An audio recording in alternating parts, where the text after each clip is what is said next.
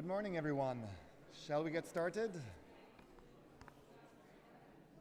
Please make yourselves comfortable for a lively discussion.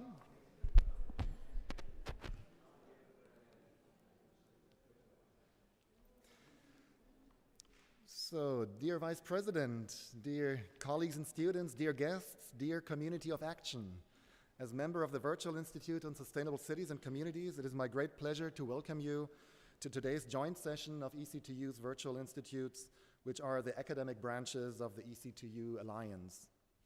These institutes are aligned along selected sustainable development goals, specifically the ones on sustainable cities and communities, quality education, and good life and well-being, 3 of the 17 goals established by the United Nations as a shared blueprint for peace and prosperity for people and the planet.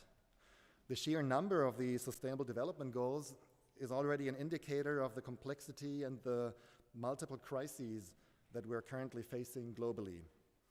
While new crises appear to be emerging, as a community of action, we cannot stop by just watching them unfold.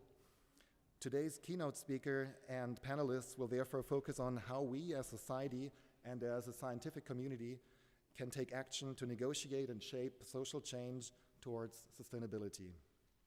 As our universities themselves are important actors and should perhaps ideally be role models in making institutions more sustainable, it is a pleasure to have our Vice President of Early Career Scientists and Diversity Management of the University of Jena with us today to present a welcome address. Professor Kantner is a professor of microeconomics and an expert in the economics of innovation and technological change, which is certainly a good fit also for the transition to sustainability. He's also a member of the German federal government's Expert Commission on Research and Innovation, and as vice president, also involved in the currently ongoing development of a sustainability strategy at our university. Dear Professor Kantner, thank you for joining us to open today's session on taking action for sustainable development.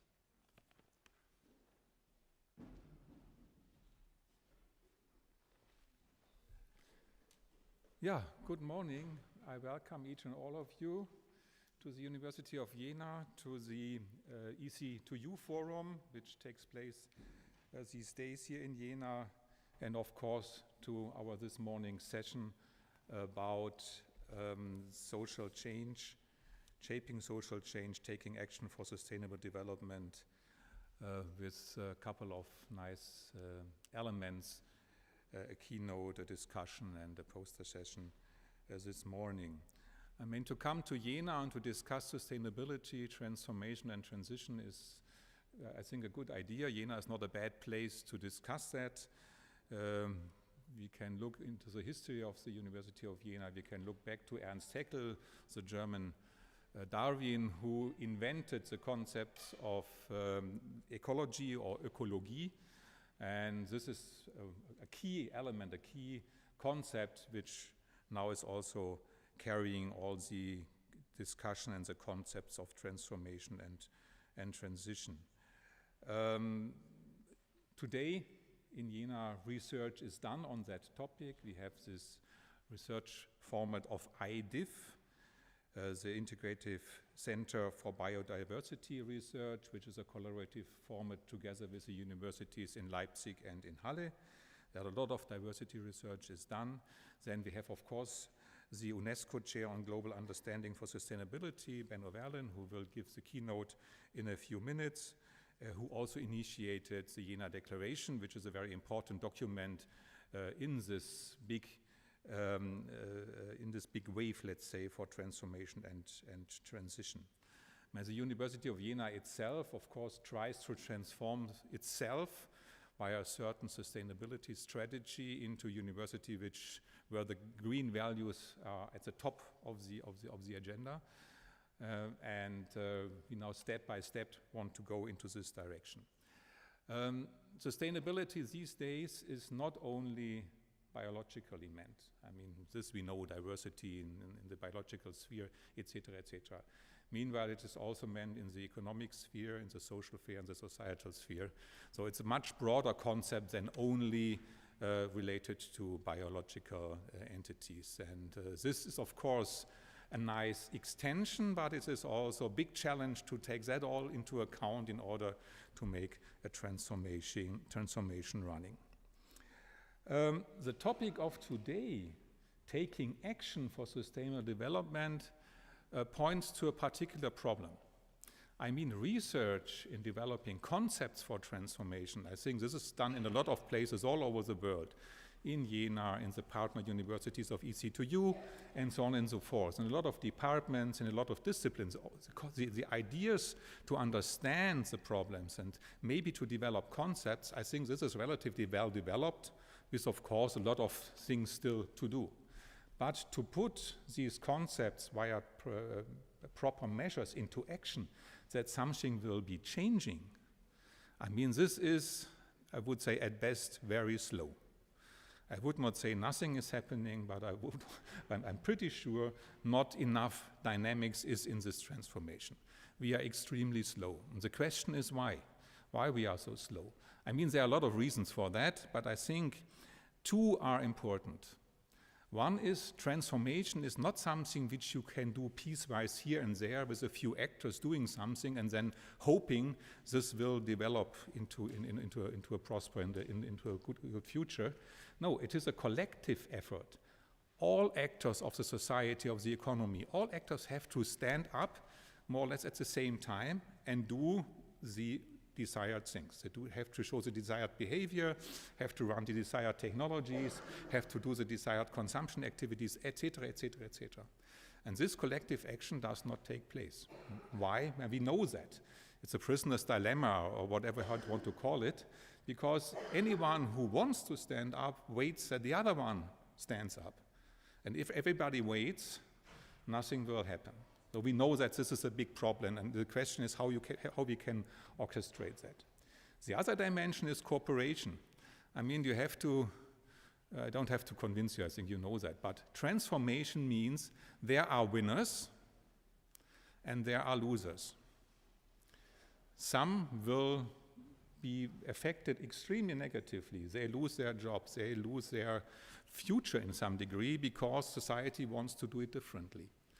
Workers in the mining area, for example, in the German Lausitz area. I mean, the decision to give up coal mining means their future, at least in this occupation, on this job, is at least up to now gone, and they don't see where they can go to. That means we need cooperation in order to compensate also those who suffer from the transformation. In general, overall, I think we would all gain, but this cooperation has also to take place. Why does this cooperation fail? Yeah, because cooperation in large groups is very difficult to induce. In small groups, 20 people, that's relatively easy. But in large groups in societies, 80 million inhabitants in Germany, is extremely difficult to organize that and to have it done in a very collective way. I would say we need 70% of the population in order to go into this direction, then we are safe. The remaining 30% I would not be so much concerned with, but 70% I think we need. So this fails, and the question is why? And what can we do against it? I mean, there is a concept of extreme stress cooperation, which is a very forceful element of social development. If the context you are in becomes so stressful because of internal or external threats, then the agents, the actors in a society, then they cooperate and they try to get rid of this threat. They want to overcome it, and then they are happy if they solved it. And the question is whether we can rely on this maximum stress cooperation. I exaggerate now a little bit, but if we wait that the temperature has increased by 3 degrees or 3.5 or 4 degrees, and then the stress is at maximum, and then we try to act, it might be too late. And therefore we need to have measures which either brings us in a situation that maximum stress is already today, and then we would cooperate, or that we are smart enough to understand that action is needed before maximum stress has come up. And I have the feeling maybe Benno Verlin and also the panel panel following, that you may have the one or the other idea how we can initiate this action now, today, and not in 20 or 30 years. Thank you very much. Welcome again to Jena. I hand over to Benno Verlen and enjoy the session.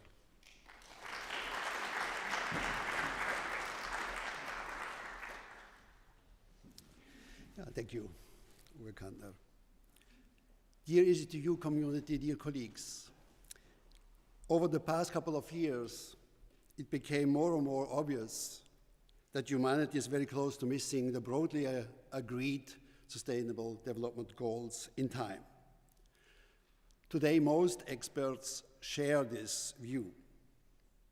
One of the important reasons for this is certainly the not very convincing inclusion of science into the implementation of the Agenda 2030. And this because it doesn't reach properly the key agents of societal transformation, the everyday actor, the civic society. But we need, in fact, a broad-based global social movement to transform thinking and action in ways that enable transition to globally sustainable living. These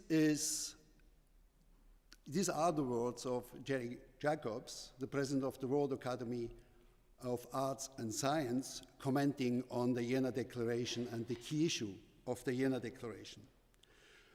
To answer the question submitted to me, what should be science's role in the implementation of the SDGs? I will identify some elements of how to overcome this weakness of the 2030 Agenda.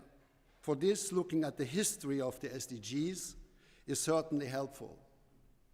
Please allow me to do this by drawing on my personal experience with that over the last 15 years. This journey in time will make obvious why the established catalogue of the 17 goals doesn't lead to a sound connection of science and civil society. This journey started in 2010 when I was invited to a meeting of the International Council for Science of EC2U in Paris. I was asked to present the project of the International Year of Global Understanding that I started to elaborate in 2008 for the International Geographical Union. That project aims to better understanding the globalized living conditions we are all living in today with a bottom-up approach to reach or to support global sustainability. The EC2U meeting in Paris brought together the representatives of international umbrella organizations of more than 60 natural scientific disciplines. All presidents and general secretaries were present there. The core topic of the meeting was the discussion of the first joint project on grand challenges to the global sustainability research, a system approach to research priorities for the decade. As it turned out later, this was the starting point of the geoscientific engagement in the UN sustainability programs at the highest institutional level. The participants were rather astonished by the IYGU program setting the social sciences, the humanities, and everyday actors in the center of the sustainability approach. Of course, the IYGU program does not contradict the Grand Challenge project, but starting from a quite opposite position, not from the planet, but from its citizens. Consequently, the response was first quite reserved. But I got support for the IYGU from EC2U in December 2012. But interestingly, at that moment, the Grand Challenge project already turned into the Future Earth Coalition. And there, the inclusion of the social sciences was at least a programmatic point. For understandable reasons, on the side of the social sciences and the humanities, the IYGU proposition was taken up more enthusiastically. We got its support immediately, and it was included in the agenda of the Common Congress in December 2010 in Nagoya on changing nature, changing science. a kind of institutional wake-up call for putting sustainability research on the top agenda of the social sciences for the ISSC and the human sciences SIPSH. However, the engagement of the natural sciences by ICSU was brought into the program of the Rio+20 program summit in 2012, where also the presentation of the IYGU was on the agenda. Today, it is broadly agreed that the SDGs were developed at the Rio+20 summit. It is the project of the largest consultation program in history of the UN to garner views which were fed into an open working group. With the representatives of 70 countries, this group met for the first time in March 2013. They published a final draft with the 17 suggested goals in July 2014. The final wording was agreed upon in August 2015 and officially adopted in September at the UN Sustainable Development Summit with the deadline of 2030, and that's why it's called the Agenda 2030. This process makes it obvious that the SDGs are first of all a political consensus. To reach it, science was assisting in the process, but didn't have the control over it. Like all democratic political decisions, this catalogue is an expression of what is seen as feasible to all partners.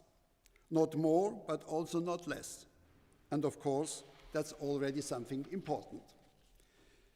But also, it is important to see that for the same reason, the catalogue can't be a sufficient frame of orientation for scientific action. It's rather a necessary condition to stimulate engagement in reaching global sustainability and to provoke cooperation. What we can learn from that short reconstruction in respect of the role of the science in the SDG implementation. However, it is most of all important to recognize that the lack of thematic coherence in that scientifically not convincing political compromise. When science engages in it, it needs consequently to be kept in mind its political nature. It can't therefore be understood as a blueprint for scientific research programs per se. It's rather the expression of the commonly formulated political will. The not very coherent nature of the 2030 Agenda is certainly jointly responsible for the far too slow implementation of the self-imposed goals. And this despite the considerable environmental and above all, financial efforts of recent decades. The reasons for this are manifold.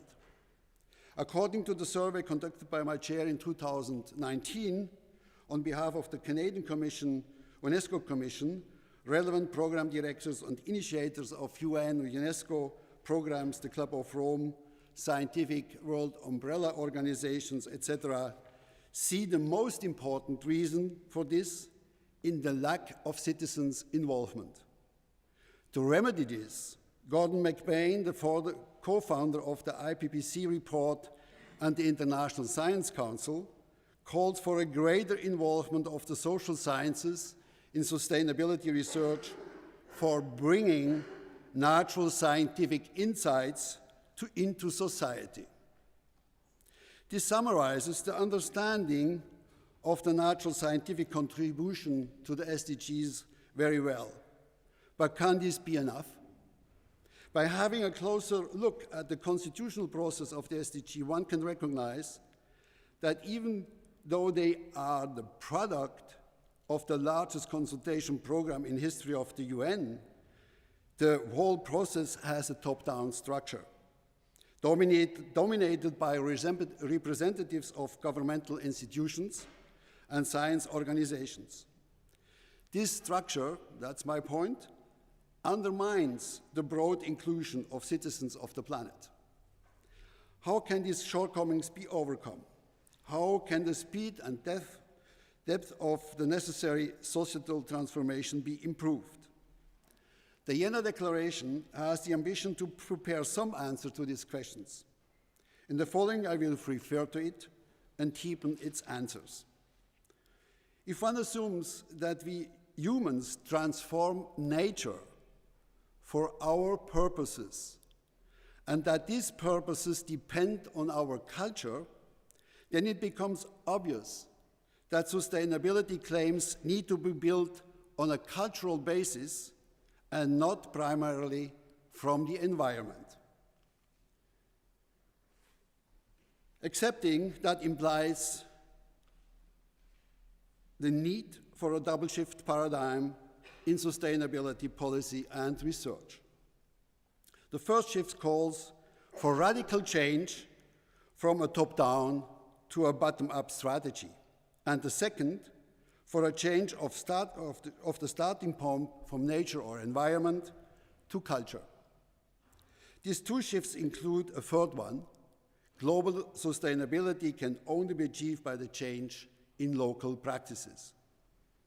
These shifts transform the understanding of sustainability and with it the relations between science and the SDGs. I would like now to flesh out some of the implications of that remeasuring of the role of sustainability as food for thought for the further discussion at the round table. For this purpose, I will focus on 3 points. These are, first, transdisciplinary engagement, second, the inclusion of civic society, and third, repositioning of science in this whole process. I see the implementation of these 3 programmatic points as central to achieving the broad-based global social movement necessary to reach global sustainability in time. Let me elaborate on these 3 points in a bit more detail as incentives for the roundtable discussion. First, transdisciplinary engagement. To respond to the question here at stake, what is the role of sciences in the implementation of the SDGs? 2 important distinctions need to be made. The first concerns the differentiation between basic research and applied research. As we well known, but not respect always, basic research has no other intention than to build scientific theories in specific fields of scientific interest according to the disciplinary division of scientific labor. Here, transdisciplinarity is not of primary concern, but is for the field of applied research oriented towards the solution of practical problems in the everyday world. Consequently, the first answer goes as follows. A primary role in the implementation of the SDGs concerns applied science. Keeping this in mind, it needs to be emphasized that transdisciplinary equals not, as is very often done, interdisciplinarity. The inter here refers directly to the cooperation, or if you like, the interaction of established disciplines working jointly on one scientific or practical problem. But genuine transdisciplinarity work is, as just mentioned, transcending the disciplinary and interdisciplinary approach. It is a joint effort of members from many disciplines to solve problems addressed by civil society members concerning real-world problems in everyday context. The trans here refers specifically to beyond scientific logic. The second answer goes then as follows. The primary role of the implementation of the SDG is the business of applied science from a transdisciplinary perspective. From our purpose, it is very important to emphasize that interdisciplinarity maintains the top-down logic from science to the everyday world, forcing the supremacy of the scientific approach against the everyday problem definition. It is aiming to correct the inappropriate everyday perspective into the correct scientific one. In comparison to that, only a transdisciplinary approach enables a culture-centered perspective, recognizing everyday practices as key drivers of transformation. To make the transdisciplinary approach practicable in a fruitful way, respectively, if you take on this role of science for the implementation of the SDGs, the following observations and rules may be useful. First, that's a quite important experience. Challenges for transdisciplinary cooperation vary strongly between disciplines. The more specialized, the harder to overcome disciplinary boundaries in general. Transdisciplinary cooperation calls for a radical bottom approach, sensitivity to the specific ontology of the social and cultural worlds.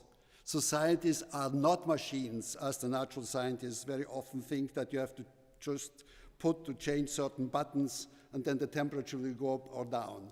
This is completely not adapted. Sensitivity for the pluriversality of citizens, social and cultural dimensions. There is not just one society. People have different positions, different interests, have different cultural backgrounds, and so on.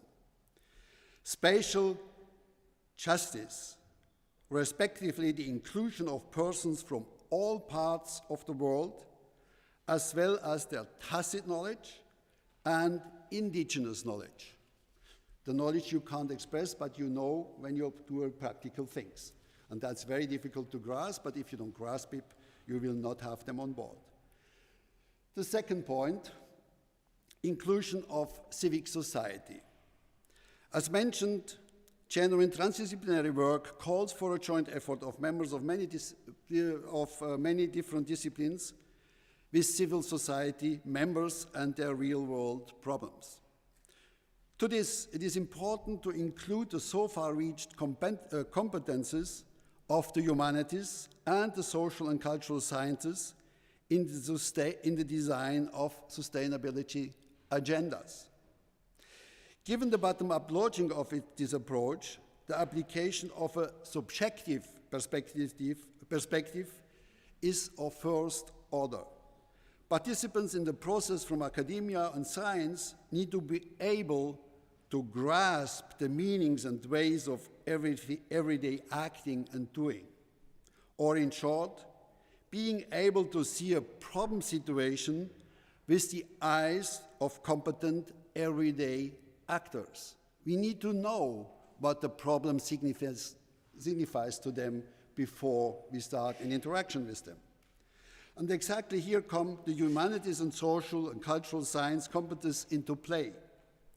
These are indispensable for the necessary translation between different cultures and especially between the everyday realm and science, including the communication among different disciplines. That's a huge task. Scientists from different disciplines very often don't understand each other, and they should have a common idea how to solve the problem. So that's a big challenge. And then you have to enter in the cultural world of the people. They have to implement the changes. That's again a big challenge. But if we don't master them, the scientific effort will be for vain, I guess. And only if the translators are successful will the necessary mutual understanding and mutual respect be reachable. To make this happen, every science-specific qualities of the social and cultural realities need to be taken into account. The inclusion of the civic society calls for taking into account that all everyday social cultural realities are constituted by meaningful actions and practices. They are the product of that, what people are doing, and the rules and regulations that have to be adapted to function in a social, acceptable way. Sociocultural realities already have their meanings for its actors with their practical competences before being addressed by the scientists, and you have to take that seriously into account. Everyday agents are able to reflect on the situation they are confronted with and familiar with their complex interrelatedness. They have a vision of the problem, and we should know what that vision is if you want to interfere with them or interact with them. Agents, and this I think is a very important point, agents' awareness of the approach problem is a possibility to overcome the limitations of the science ivory tower. If we take into account their visions, we have an access to a problem solution they could understand. In short, the appropriate implementation of these requirements is asking for the first shift of paradigm from the top down to a bottom-up approach. Learning all these necessary competences for this change needs to be the job of education from the beginning. But this topic I can't approach here. Instead, we look at the last and third point, repositioning natural sciences, technology, and engineering. We all are confronted with various global crises in the daily news. The intensification and the frequency and magnitude of storms, floods, droughts, wildfires, etc. in Europe and all over the world in the past few years is present all over. Watching the presentation of the devastating impact of these events makes it at first sight acceptable to speak of natural disasters. But is that really the correct wording? Of course, there are some good reasons to see this primary role of the natural sphere. The current budget plan for the European Union's sustainability policy, for example, is exactly the outcome of such a vision. It's seeing the competencies predominantly in the natural sciences and in technology and allocates the overwhelming majority of funds to environmental technology. But let's have a closer look at the so-called natural disasters. Strictly speaking, a natural event doesn't endanger human facilities or human life, is generally not called a disaster. It's just a natural event that happens somewhere in the world without our intention. As the reported news concentrate on the devastating consequences for human life and infrastructure, would it then rather be more appropriate to talk about disastrous consequences of human actions and its results not adapted properly to the natural condition? I think that's an important point. These events are only disastrous because they touch on human life and infrastructure. Therefore, the disaster is not to be found on the natural side, but on the side of the actors and their unadjusted actions. Seen in this light, there are no natural disasters at all, but only disaster misassessments of natural conditions. If the description is correct, then it should have an important impact on the ordering of the scientific involvement in sustainability policies. It is calling for a reordering of science inclusions in sustainability policies. The priority of natural sciences, technology, and engineering needs to be revised. This repositioning should be implemented in the field of scientific engagement in internationally agreed policies from the UN levels, including all sub-organizations like UNESCO, UNEP, FAO, etc., and up to funding schemes and educational programs. In short, this calls for the implementation of the second paradigm shift from nature to culture. To conclude, I would like to summarize the main considerations in two short claims along two calls for a paradigmatic change according to the Jena Declaration. To speed up and deepen the implementation of the SDGs need to be more coherent. To this, we need an action-centered approach, giving priority to civic engagement. Along these lines, the call for change from top-down to bottom-up approach implies a change from climate policies to work on way of life politics.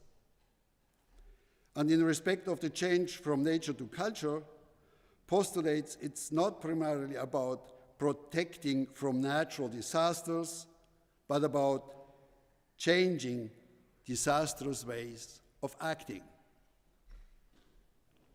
Thank you.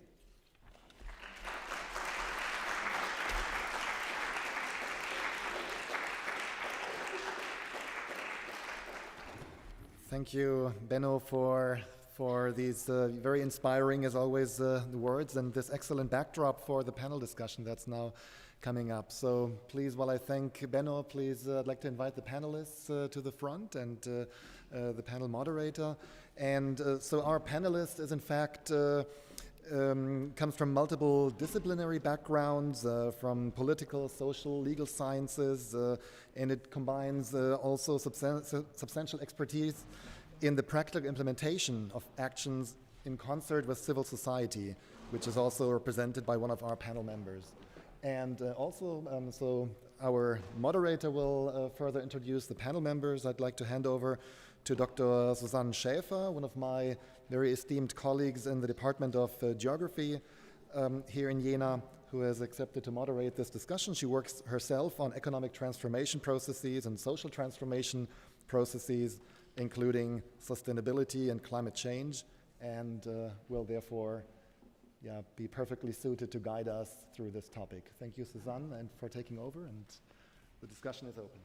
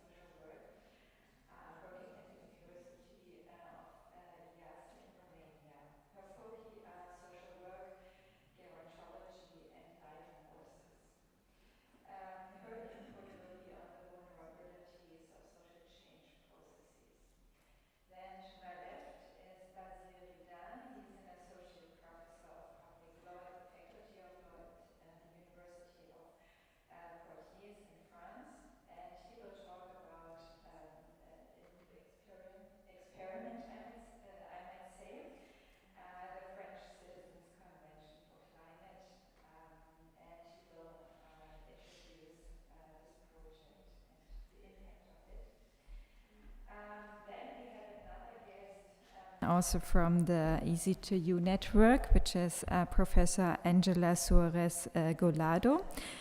She's a professor at the Social Science Department, and her research interests are on social movements and local politics, especially in the field of migration. But today she will talk about sustainability in higher education, which is also a major point raised by Professor Verlen.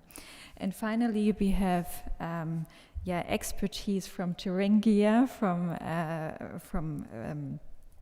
our own region. Josef Alke, sitting to my right hand, is the CEO of a very important foundation, which is the Sustainable Thuringia Foundation, where he focuses on sustainable practices and regional network strategies in that field.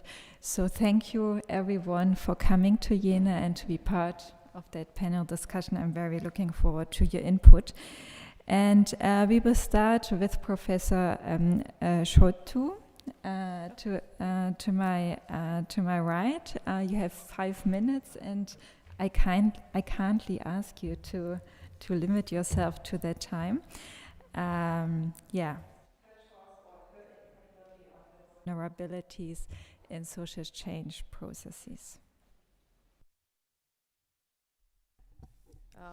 Thank you very much. Listening the keynote introductory made by Professor Verlen, I realized that we are singing on the same tone, let's say. What are the social sciences' roles in achieving global sustainability? I would say, for the beginning, that their role is to address and to identify the threats, challenges, and to be able to frame the potential threats, risks, and to prevent or limit them. Are there any vulnerabilities in the social change processes? Well, first of all, what we are referring when saying social change. There are changes in human interactions and relationships that transform cultural and social institutions. These changes occur over time and often have profound and long-term consequences for society. We may very well remember the movements for civil rights, for women's rights, and other like this, and their influences over institutions and cultural norms. Do we confront at the time with such movements? Yes, for sure. The aging in most of our countries, the migration process, the gender issues, just to mention some of them. But do we have any power or any link with this phenomena? Are we passive spectators or active actors? Could we be? What attitude is and will be the most appropriate and sustainable? Well, the human beings are, and consequently the societies are not single units. They are identical all over the world. The values, the attitudes, the experiences, the competencies are really different. Their resources, personal and societal, are different. The context is different. And we are wondering if these differences may act in order to enrich or to strengthen the biases for a sustainable approach. I would say that all these different values, experiences, attitudes are resources for the social change processes. The current turmoil is a resource reservoir for taking over the social change. And these challenges could turn our way to see the appropriate answers. For instance, what can we learn from what has happened currently with the older women in Ireland, which had not the right to work during their youth, being married, and now they are expelled from their homes, having no money to pay for them, for it. Do we learn something from this kind of experience? What will happen with the aging population in 30 or 40 years since now? Do we have some strategies for that? Well, if we are struggling to keep our functional ability, then the chances are bigger. Otherwise, we should pay attention to the fact that at the moment, one of the people over 75, one from four of people having 75 is in need of care, and the percentage is raising over 85%. Do we have a labor market prepared for providing this care who will be needed? Well, I'm not sure about it, but it's a good time to start to work on that. And there are a lot of initiatives, research, and studies working in progress towards preparing us for a better age, for a better aging process, like what we are doing in the Virtual Institute for Good Health and Well-Being. what is done at the European and global level with the decade for healthy aging. But the science has to go with these studies and these results beyond the university walls, to go in the society, to engage the citizens in showing their needs, and inviting them to contribute to the current and further research in order to have better answers. And on this way, we will be better prepared to avoid the risks and to reduce the existing vulnerabilities. Yeah, I already over 5 minutes. I will intervene later on then. Yeah, thank you for these very fundamental thoughts on the whole process. I think now it's getting a little bit more precise to the point where you will I will get it for you. Just to the point where Professor Rida will introduce us to a very interesting project, how to increase bottom-up initiatives. I will get you the pointer. Before to start, I would like to thank the organizers of this EC2U forum. This is a very good occasion, indeed, this forum, to reflect on major current issues with researchers from different backgrounds and nationalities. So first off, a brief reminder of the context of the Citizens' Convention on Climate. Following the Paris Climate Accord in 2015, many countries have carried out an increasing number of reforms aimed at reducing greenhouse gas emission and better protecting the environment. The great speeches in Paris have not been always, though, followed by reforms of the magnitude that was promised in 2015. We can therefore question the involvement of citizens and legislators in the drafting of the legislation on environmental protection. The Fridays for Future strike movement has emerged as one of the largest youth mobilization in Europe in the last 50 years. This social uprising of young people in favor of the climate has been taken into account by political decision makers, but sometimes looked more like a simple communication campaign. So this morning, I would like to focus briefly on the French system in this respect. A Climate Act has been indeed adopted in 2021 in France, and it was preceded by a formalized consultation through a citizen participation body called the Citizens' Convention on Climate. This convention was formed by the initiative of the French government. It aimed to incorporate measures proposed by a group of citizens to strengthen the fight against climate change into a legal text. In taking stock of this process, we can therefore ask ourselves the following questions. Is citizens' participation in the development of environmental reform an operational means of influencing the framework of representative democracy? Has the Citizens' Convention on Climate lived up to its promises? Above all, has it been taken seriously enough by the legislator as promised by the President of the Republic, Emmanuel Macron? So first, we'll briefly consider the conditions under which the Convention on Climate was operated, which was actually more successful than expected. And secondly, we'll see how the environmental reform that followed was particularly disappointing, given the recommendation made by the Convention's members. So first question is to see how the Citizens' Convention on Climate was very successful, actually, in formulated concrete proposals to fight against climate change. The exceptional nature of the Convention on Climate must be put in perspective.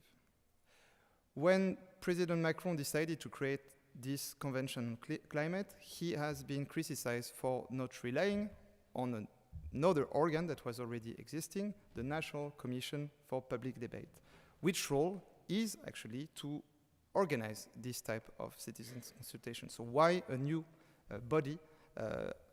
There was already a body in place for this kind of citizen consultation. So the Citizens' Convention consisted in bringing 150 people, all drawn by lot and representing the diversity of the French society. A polling institute was commissioned to call more than 250,000 telephone numbers in order to identify only 150 volunteer citizens. And based on that, 6 selection criteria have been introduced to guarantee representativeness: gender, age, level of education, socio-professional category, residence, and geographical area. These 150 selected citizens learned, debated, and prepared proposals on way to fight climate change.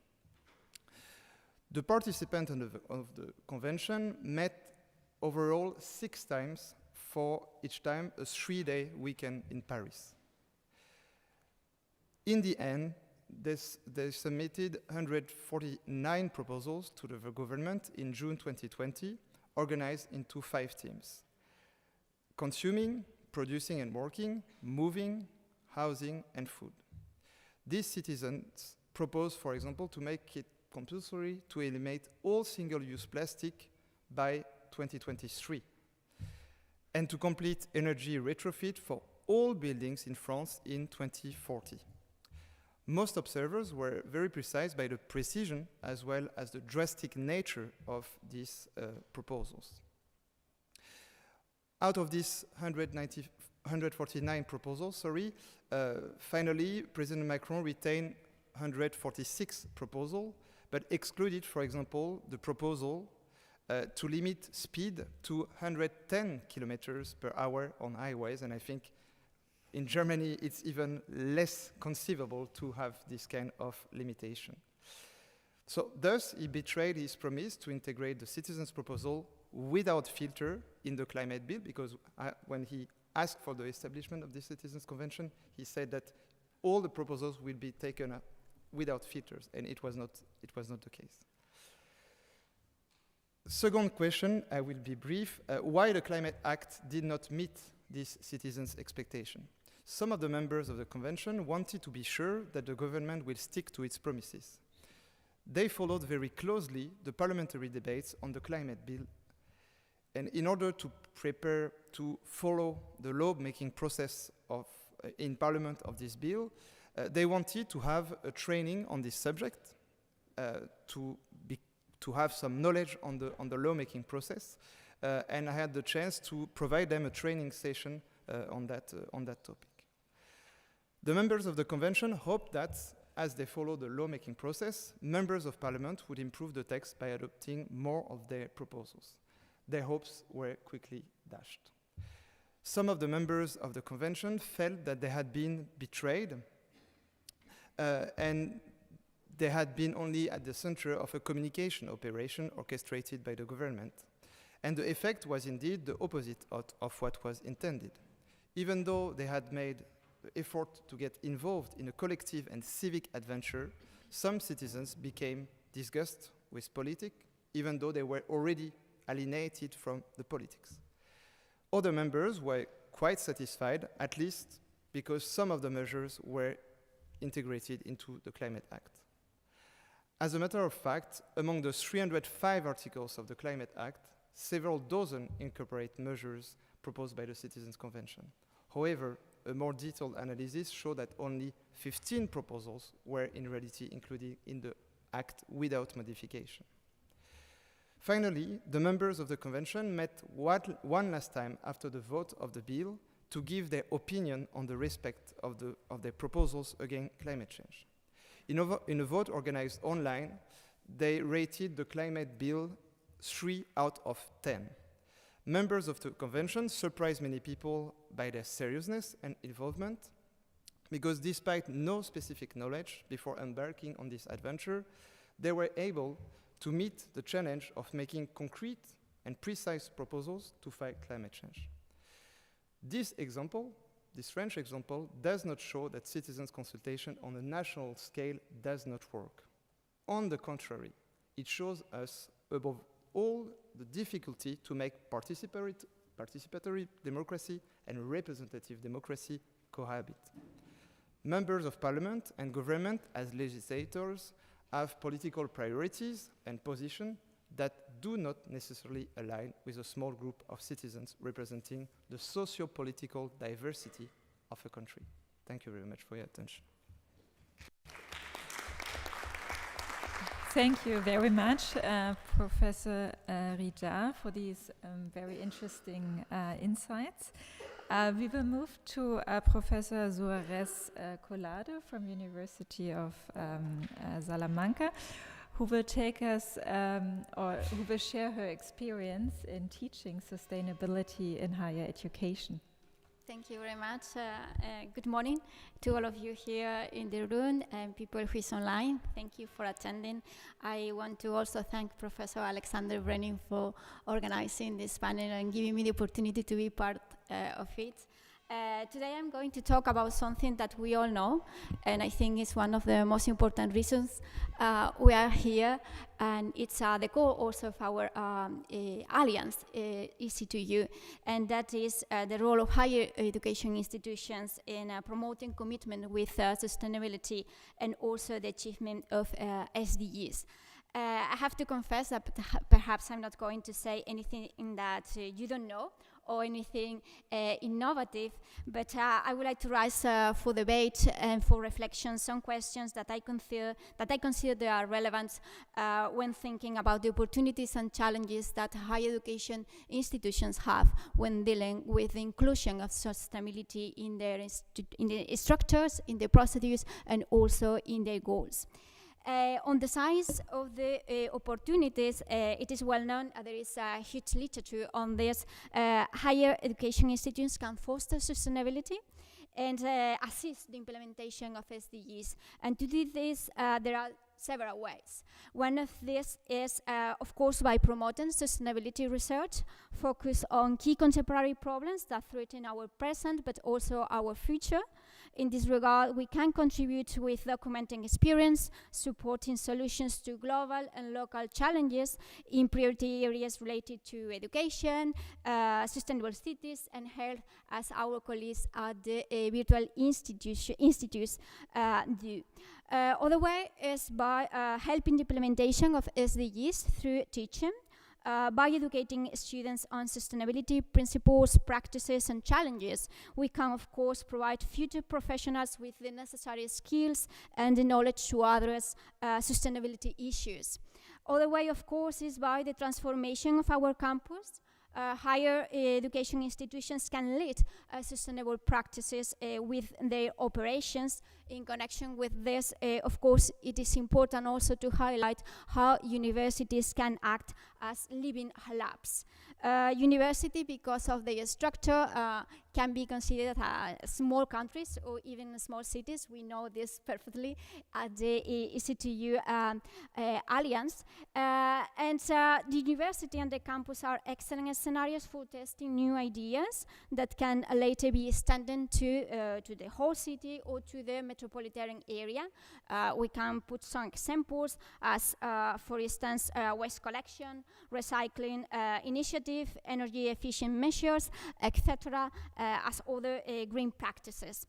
Definitely, I think university offer appropriate spaces for putting to practice different projects and also theories.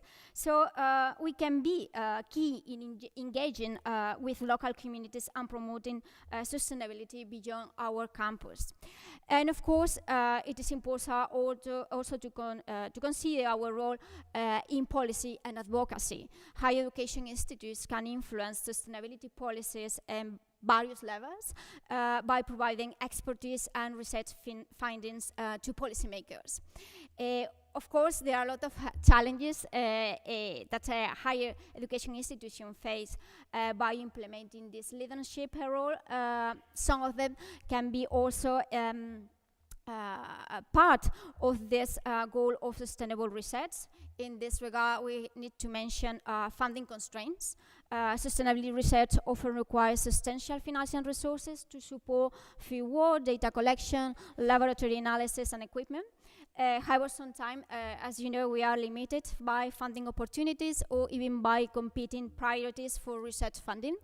The lack of transdisciplinary cooperation, this is something already mentioned. Sustainable development issues are complex, are interconnected, and require transdisciplinary approaches. However, there are a lot of struggles with fostering this kind of collaboration across departments, across faculties, and also research disciplines. Disciplinary boundaries and lack of initiatives for transdisciplinary research, of course, can hinder integrated approaches to sustainability research. Institutional barriers, we have to mention this also.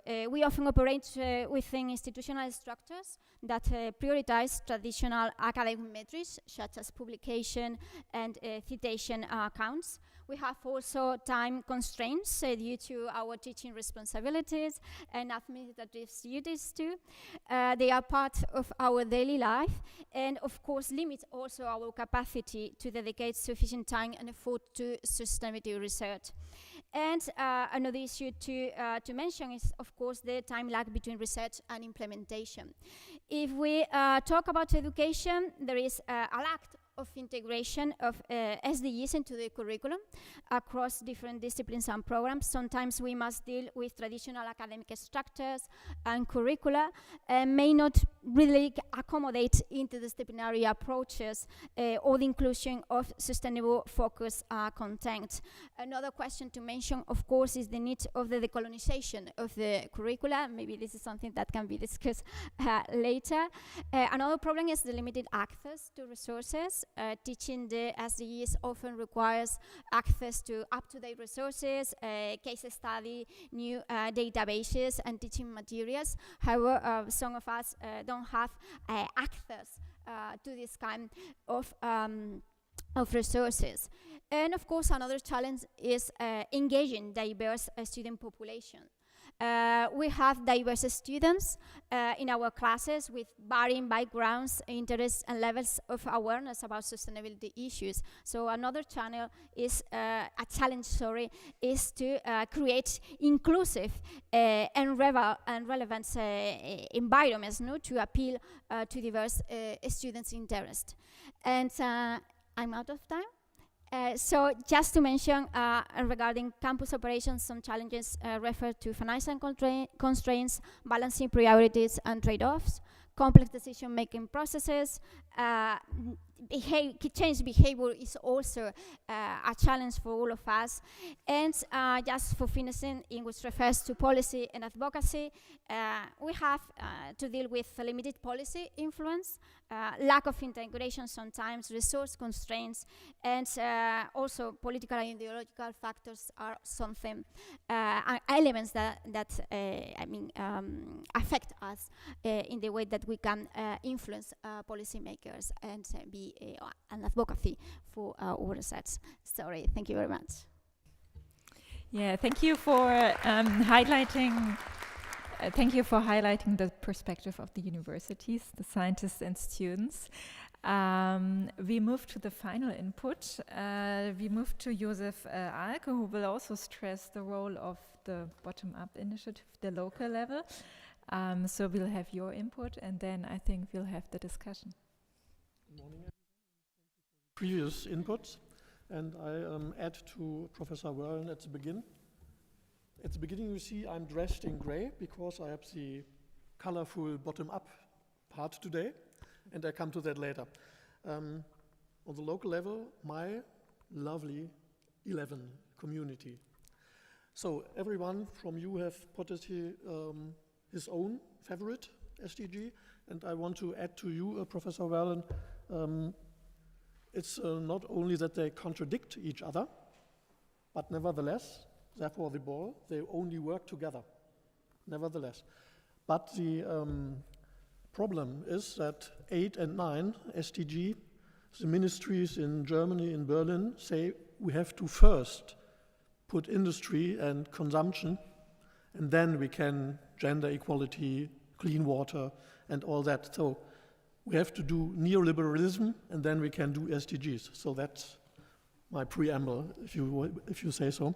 And therefore, 20 years ago, also gray, you see my hairs, we have been schizophrenic not in time, different time scales on the things we do, but on the local level, and that is my basic thesis today, is the societal transformation starts and happens on the local level, and it's well underway, but not realized in Berlin in the parliament, and sometimes. So there's this level of lobby and other things which you just don't work, and the vertical integration of community, of organizations, of corporations doesn't work on the global player level of factories and concerns.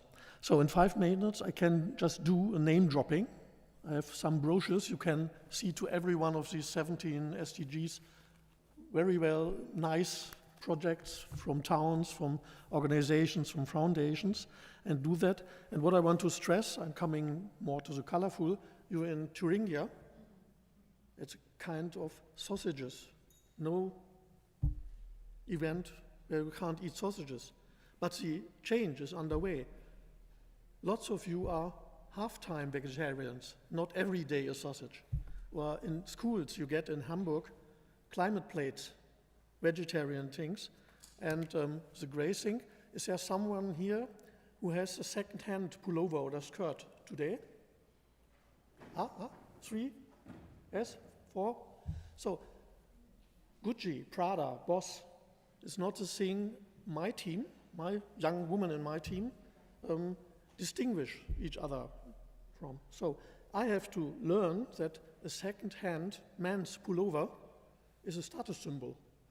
And today I came with my bicycle and I just met you because I came out of the train because it was 3 times overcrowded with bicycles. You can't go between Erfurt and Jena, you can't get into the train and properly out of it if you have too much bicycles.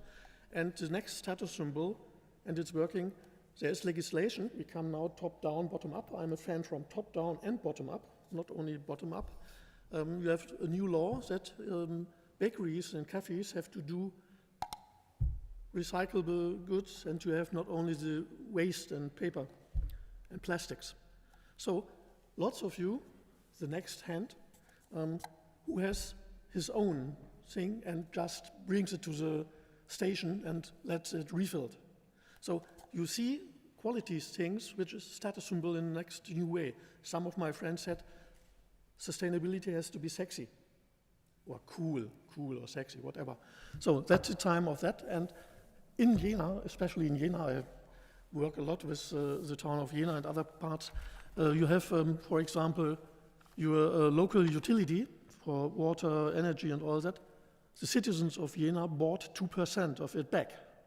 So you decide as citizens over your whole town, your city system, sewage system, other things as well. That's democracy in a new way, and not just, I do it in different ways, with established structures.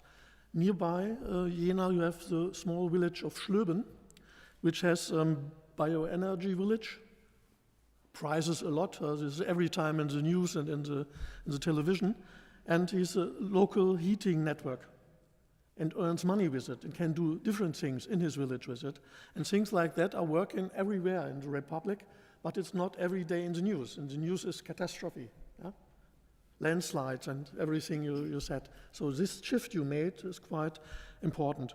And therefore, the next step is also top-down, bottom-up, bicycle and climate referendums, which are now allowed in Germany. In Jena, in Weimar, and in Erfurt has been successful. So now our town council works with citizens together on the new plan to achieve 5 or 10 years earlier climate neutrality. So we have new bicycle lanes, or Jena plants different trees which are resistant more to the climate, and things like that happen all over the place, and we have to scale them up, bottom up, to scale them up, and therefore we need, that's my second thesis, we need a kind of guidelines, regulations and laws which support this engagement of citizens and organizations.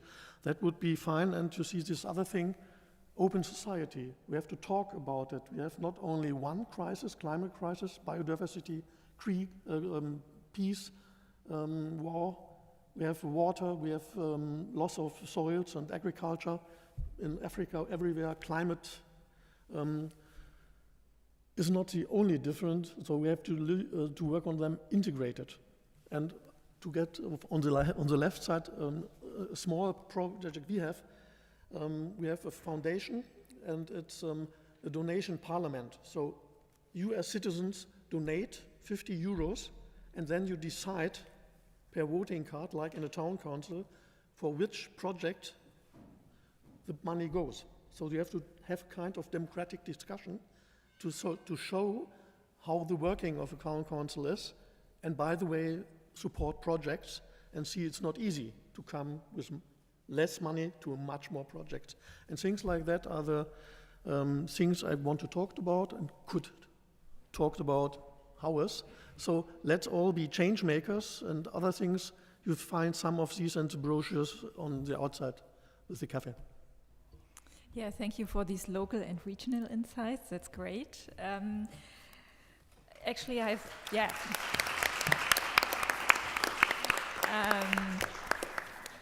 have a large list of questions here on my leaf of paper, but I would like to give you the opportunity to engage in the discussion. And yes, we have the first hand. Maybe you can stand up and give your contribution in a loud voice, as loud as possible.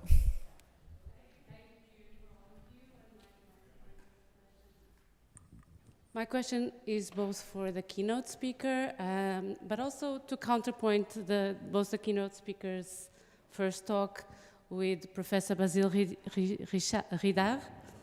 Sorry.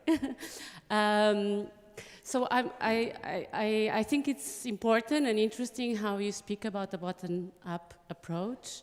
But I think one of the problems which hasn't been tackled is how this idea of liaising via the social sciences and the humanities with the civil society is based on a very narrow premise that we are consumers and that we can change the state of affairs through a consumer relation with the economy. And what I think may happen in these participative environments, democratic participative environments that you had, for instance, in France, is that we as citizens realize we don't have power to change the real problems which have to do with the corporations and how capitalism is organized to sustain a logic of consumption itself. So that's where the problem stops, because it's not about us in the social sciences raising awareness about environmental problems. I mean, that's all very good. It gives us a lot of jobs here in the universities. But it's about how can we actually tackle problems which are really structural as citizens, because that's where civil society should be, seen as political subjects rather than just passive consumers, or active consumers, sorry. Professor Wellen, would you like to reply to that comment?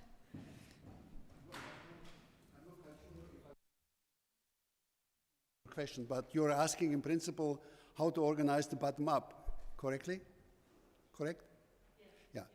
I mean, bottom up is to make a certain, how should I say, engagement possible. And I was very happy to see the experiences in Poitiers, that if it's representative, citizens feel betrayed because nobody can speak in the name of all citizens. So you have to include many citizens and have it as a democratic principle for deep societal transformation. Without that, I can't imagine, we can't have just movements, Friday for Future or Last Generations, that are just blaming governments not doing what the natural scientists are telling them to do. That's not a productive way to deal with problems. And what I mean is also we have to have another agenda setting. We cannot just concentrate, as important as it is, on climate change. We have so many different topics that are not just related to technical and natural aspects. If we are not able to forge solidarity, For instance, I can't imagine how we will deal with the problematic situations we are confronting. If we have, in German we say hauen und stechen, that's having open conflicts, not thinking about the disastrous implication of the action. As a basic principle, it will be very difficult. An insurance company will not be able to cover all that. We need solidarity and we need a lot of engagement and mutual help for all the things we are facing. And that's, I think, only possible if we are strengthening the bottom-up. I'm not saying bottom-up is everything, but we have to strengthen it. We need top-down coordination, as you just mentioned, that's for sure. I'm not taking more time, thank you. Thank you for your question. Very briefly, if the question was how to create more space for participatory democracy or make participatory democracy more day-to-day business, not what I presented, but more like a day-to-day business or something more regular and make citizens take part to the political life, not only every 4 or 5 years, but more frequently. Well, right? It's not about us recycling every day. Yes. Okay. Everyone has a real life. How can we have an impact on political decisions that have to do with economy? Yes, I think from my point of view as a constitutional lawyer, and I will rephrase or quote a colleague that was yesterday actually at a hearing at the National Assembly in France. We need to change the system. We need to change, at least in France, we need to change the political system. I'm French, I'm not calling for a revolution, but, and that's quite, well, that was one of the most known constitutional lawyers in France, but he's quite reasonable usually in his approach, and he say, well, now we're at a kind of a breaking point, and we need to change the system because, and it's not about environment, you may have heard about the pension reform in France, 75% acting people, working people against this reform that was adopted through a very strange procedure in the parliament.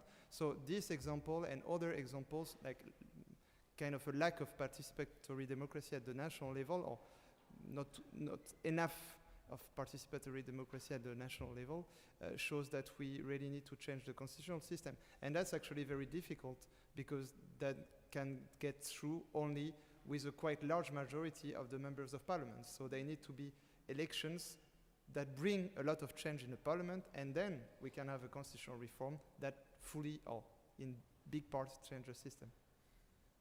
So very complicated project. Okay, sorry to interrupt. In the light of the time and the schedule, I would like to ask you to keep yourself to just answer shortly to this question. From the European surveys, we know that the most well-educated persons are involving in changing the society, usually. So if we will invest in these social determinants of well-being, then we will be able to change step by step what we are mostly interested in. It is almost impossible to change everything, all the system at once, as a short mention. Okay. And regarding the citizen science, allow me to tell you that in the sister project, Horizon project, Research and Innovation for Citizens, we are in the process of studying the current situation of citizens' involvement and their active participation in the scientific process of gathering data, interpreting data, and so on. Maybe in 1 year or until Poitiers meeting, we will have the results and more concrete answer on that based on our study in the 7 cities. Okay, we have... okay. To add in the gaps, you have to want, the rest is technique and resilience. So you look at your framework, and if the bishop or the load manager or the football star in your community or in your country works with it, then you can achieve it. Or let's look at Friday for Future with Greta. So you have to have possibly more time than 1 year. You need 10 or 15 or 20 years. And in more countries, the framework to do so gets better and better every year because people just do it. So there's one last question, and I'd like you to ask a short question. Yes, thank you. Thank you to all the panelists, very interesting interventions. And my question is specifically for Professor Ridard. With the previous question, you were discussing a bit the national political transformation. Oh, by the way, I'm Agustin Ferraro from the University of Salamanca. You were discussing a bit the national transformation and transformation of national politics, but when you were addressing the deficiencies of the Citizen Convention and also the positive results, I was missing if in France, after this super interesting experience, there was some kind of discussion of what happened and proposals, or even from your side, if you think, how could it be improved, the mechanisms? Because, for example, you said that some people, many, or perhaps even many of the participants at the Citizen Convention, they felt manipulated, and the result was that they felt more alienated from politics than before. And that's a very interesting subject for this kind of participatory spaces. And I was wondering if there has already been some discussion among experts or in general in France about how to improve the mechanisms for the next Citizen Convention, so to speak. I mean, how to improve this so that, for example, the positive aspects, like the proposals, you were saying that concrete proposals came from participants and that was positive. And so how would the procedure, how should it change? Even at the purely brainstorming stage, I suppose, but some ideas perhaps have been discussed. Thank you. Thank you for your question. Actually, I didn't mean that the convention itself was unsuccessful. On the contrary, it was very successful, and there is very few critics to address the functioning of this convention itself. It's more the result, not of the report of the convention, but of the climate law that was adopted after these proposals that is quite disappointing. So not so much to improve from my side with this experience, it's just that there is a problem of confrontation between participatory democracy and representation. You ask about new steps or further steps. Well, first there was a problem. It was just decided like based on nothing, like on no rules. It was just a political initiative. But what is interesting is that this political initiative has been renewed. We have just had a citizens' convention on euthanasia, on the question, a very difficult question of euthanasia. And now in the political debate, we are talking in France about a new, like 20th or 25th immigration bill. And there is also the question whether we should establish, well, the government should establish a convention on that subject.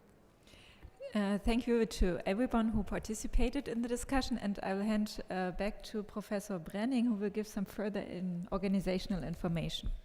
Yeah, thank you so much for this beginning lively discussion. I hope we can continue over the course of the day and the rest of this conference and over the conference dinner. So thank you all for participating. Thanks to the panelists. And before we leave, I'd like to point you to the next session. So there will be parallel events going on. Please watch for the signs being held up. Go to the right meeting points to join the activities that are organized by the 3 virtual institutes. Thank you all.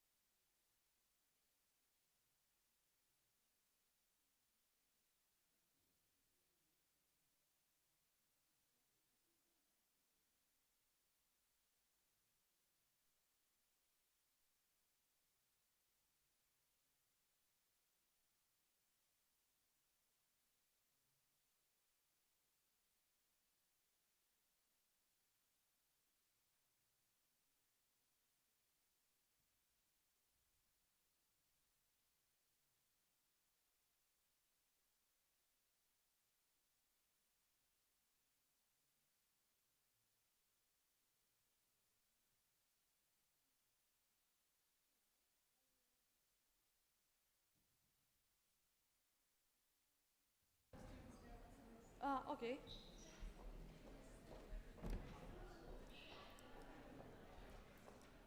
Is this online too? Because there are some. Okay. Hello, welcome to the Virtual Institute Good Health and Wellbeing session. We'll have a couple of very interesting presentations based on our colleagues' work. In the frame of Virtual Institute for Good Health and Wellbeing, welcome to the students participating to the summer school focused on Healthy Campus. May we have the first slide? Melinda, may we have the first slide, please? The first presentation, let's say. Yeah, and more. Where should I push? Here? To go more? On the right, but...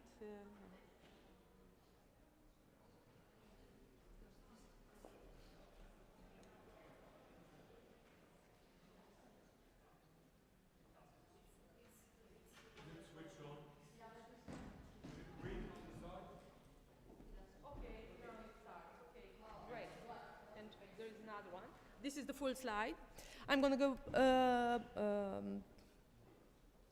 to present very shortly the activities in the org package 4. They are focused on two pillars: the GLADE Virtual Institute for Good Health and Wellbeing, and the joint master program Lifeline, Lifelong Wellbeing and Healthy Aging. Under the GLADE Virtual Institute, there are three dimensions. One is focused on the literacy of the community on the subjects in the fields of health and well-being. Actually, under this literacy lab, the summer schools are running because they are informed the participants on the basic knowledge and the basic skills to be developed. We have also some very interesting movies. You may find them on the EC2U webpage or on EC2U YouTube page for sure, focused on very narrow topics related to good health and well-being. They are very short movies, so be brave and try to follow them. And there are also itinerant conferences. We've made 7 of them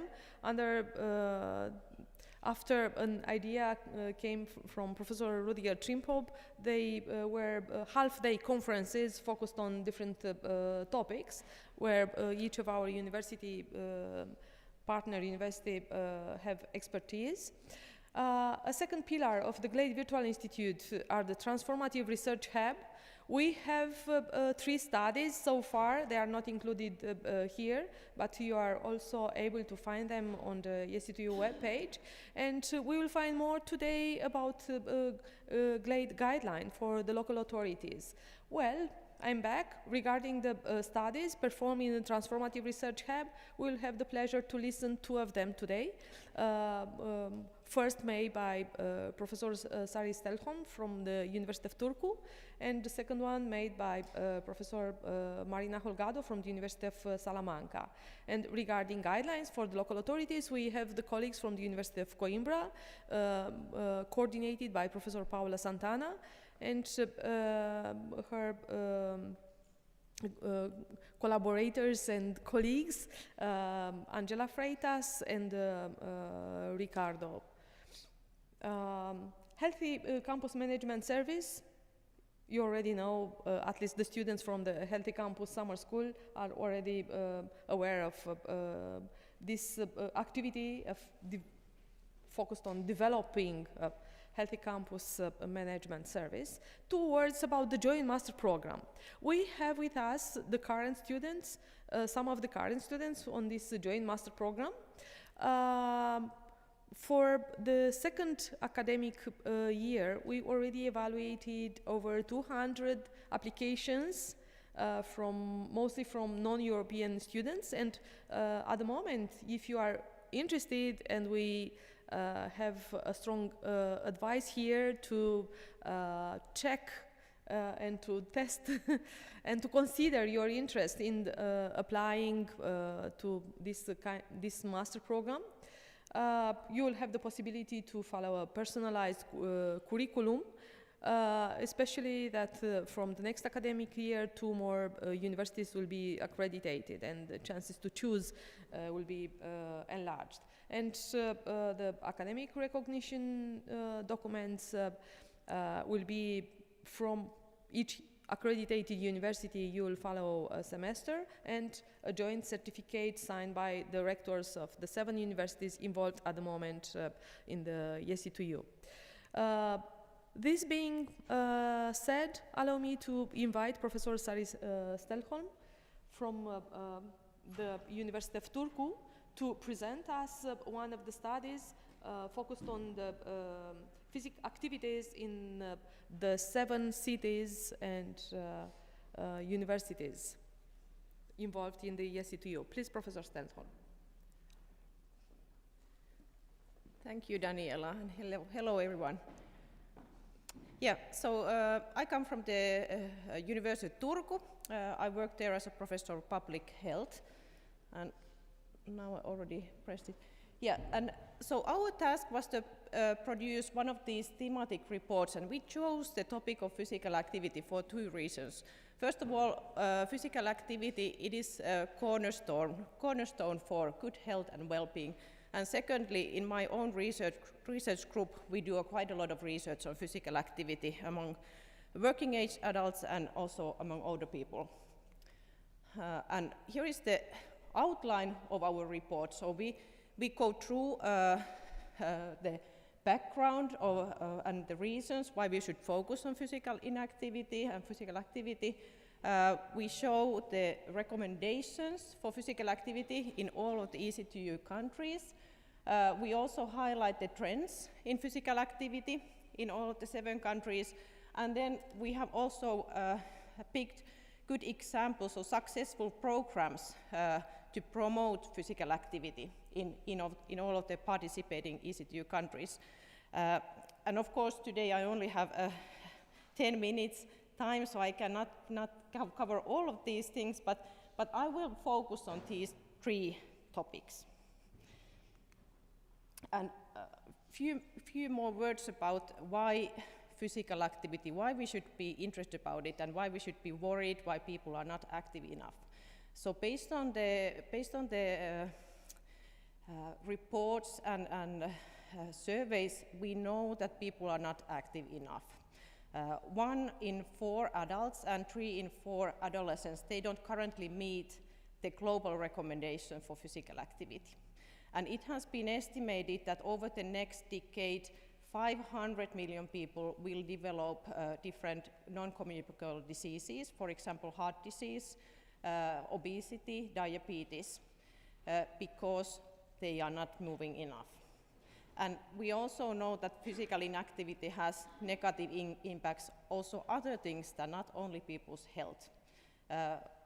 Because we choose to go by car instead of cycling or walking, it has an influence on environment, it has influence on economic development and community well-being in general. So there are many good reasons why we should be more active.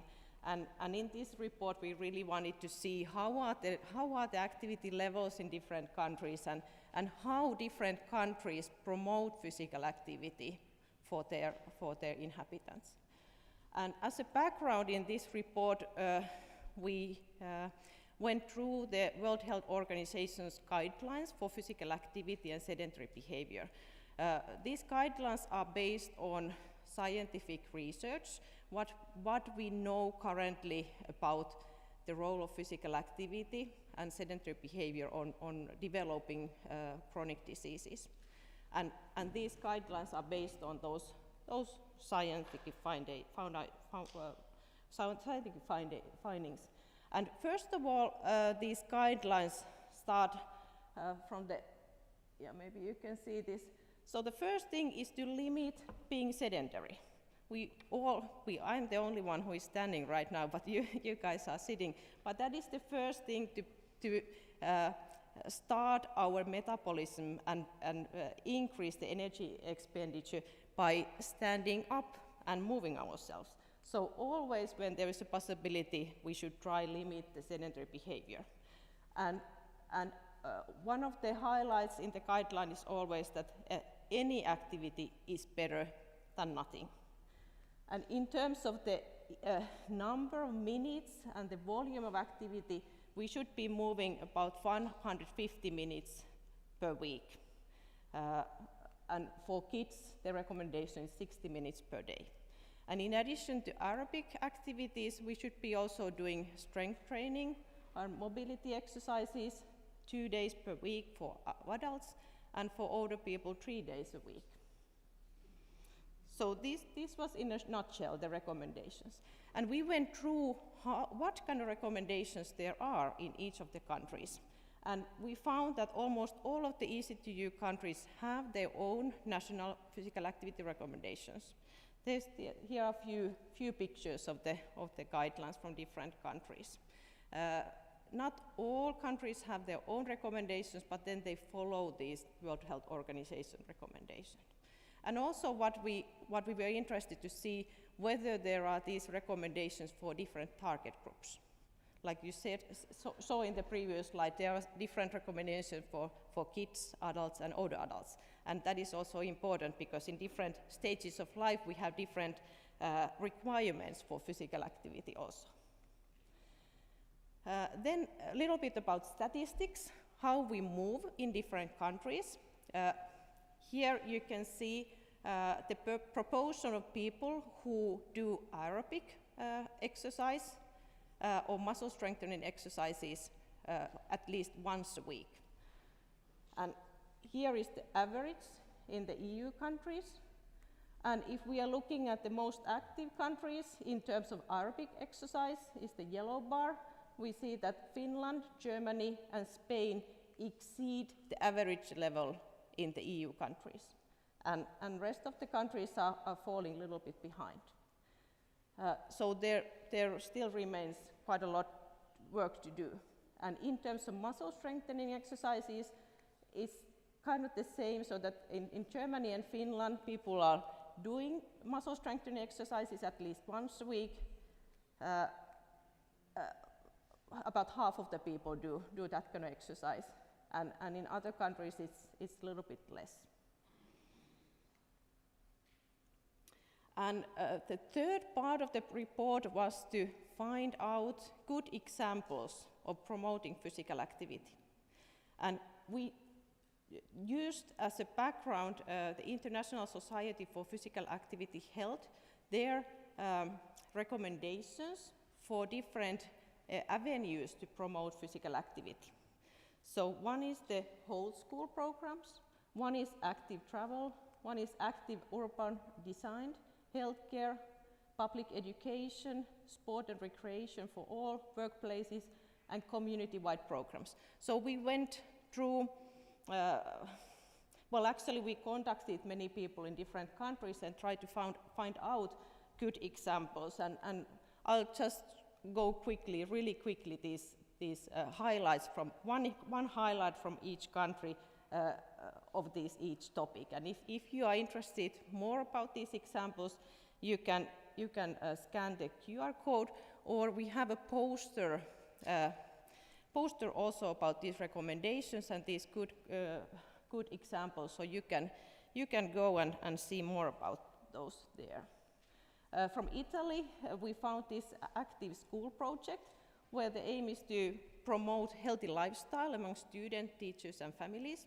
And I think this is really important because we know that physical activity also helps pupils to concentrate, so it may help also with the academic performance, in addition to gaining all the health benefits of physical activity. From Portugal, there's this U-Bike project, where the idea is to promote physical and sustainable mobility, especially by means of cycling in the academic communities. So this is also quite interesting project, and easy way to add activity in our everyday life by commuting by active means, either by cycling or walking. From Spain, we found a positive parenting program where the idea is to improve parental bonding, healthy diets, physical activity, and active play and rest and sleep. So you can find more about this project also if you are interested. From Germany, there is this large Inform project. It's a national initiative to promote healthy diet and physical activity. And they are providing financial support also for this project, and currently there are more than 250 projects across the countries to promote physical activity. So to me this sounds also very promising and interesting initiative. From Finland, we chose the Workplaces on the Move project. So the idea is to bring physical activity more to the workplaces. And this is also quite important, I think. We often forget that we spend nearly 1/3 of our time in the workplaces. So if we could get a little bit more activity to our working days, that would be a quite nice and easy ways to also increase the physical activity throughout the whole day. And from Romania, we found this Young Health program, which aims to develop national educational program to create healthy lifestyle behaviors among adolescents. And at the moment, there are more than 60,000 young people already reached by this program. So it has been quite largely implemented. So that was in summary, some examples, some statistics, and like I said, if you are more interested about these topics, you can go and read more about our poster, and we have the QR codes for the national recommendations and these good examples. Thank you.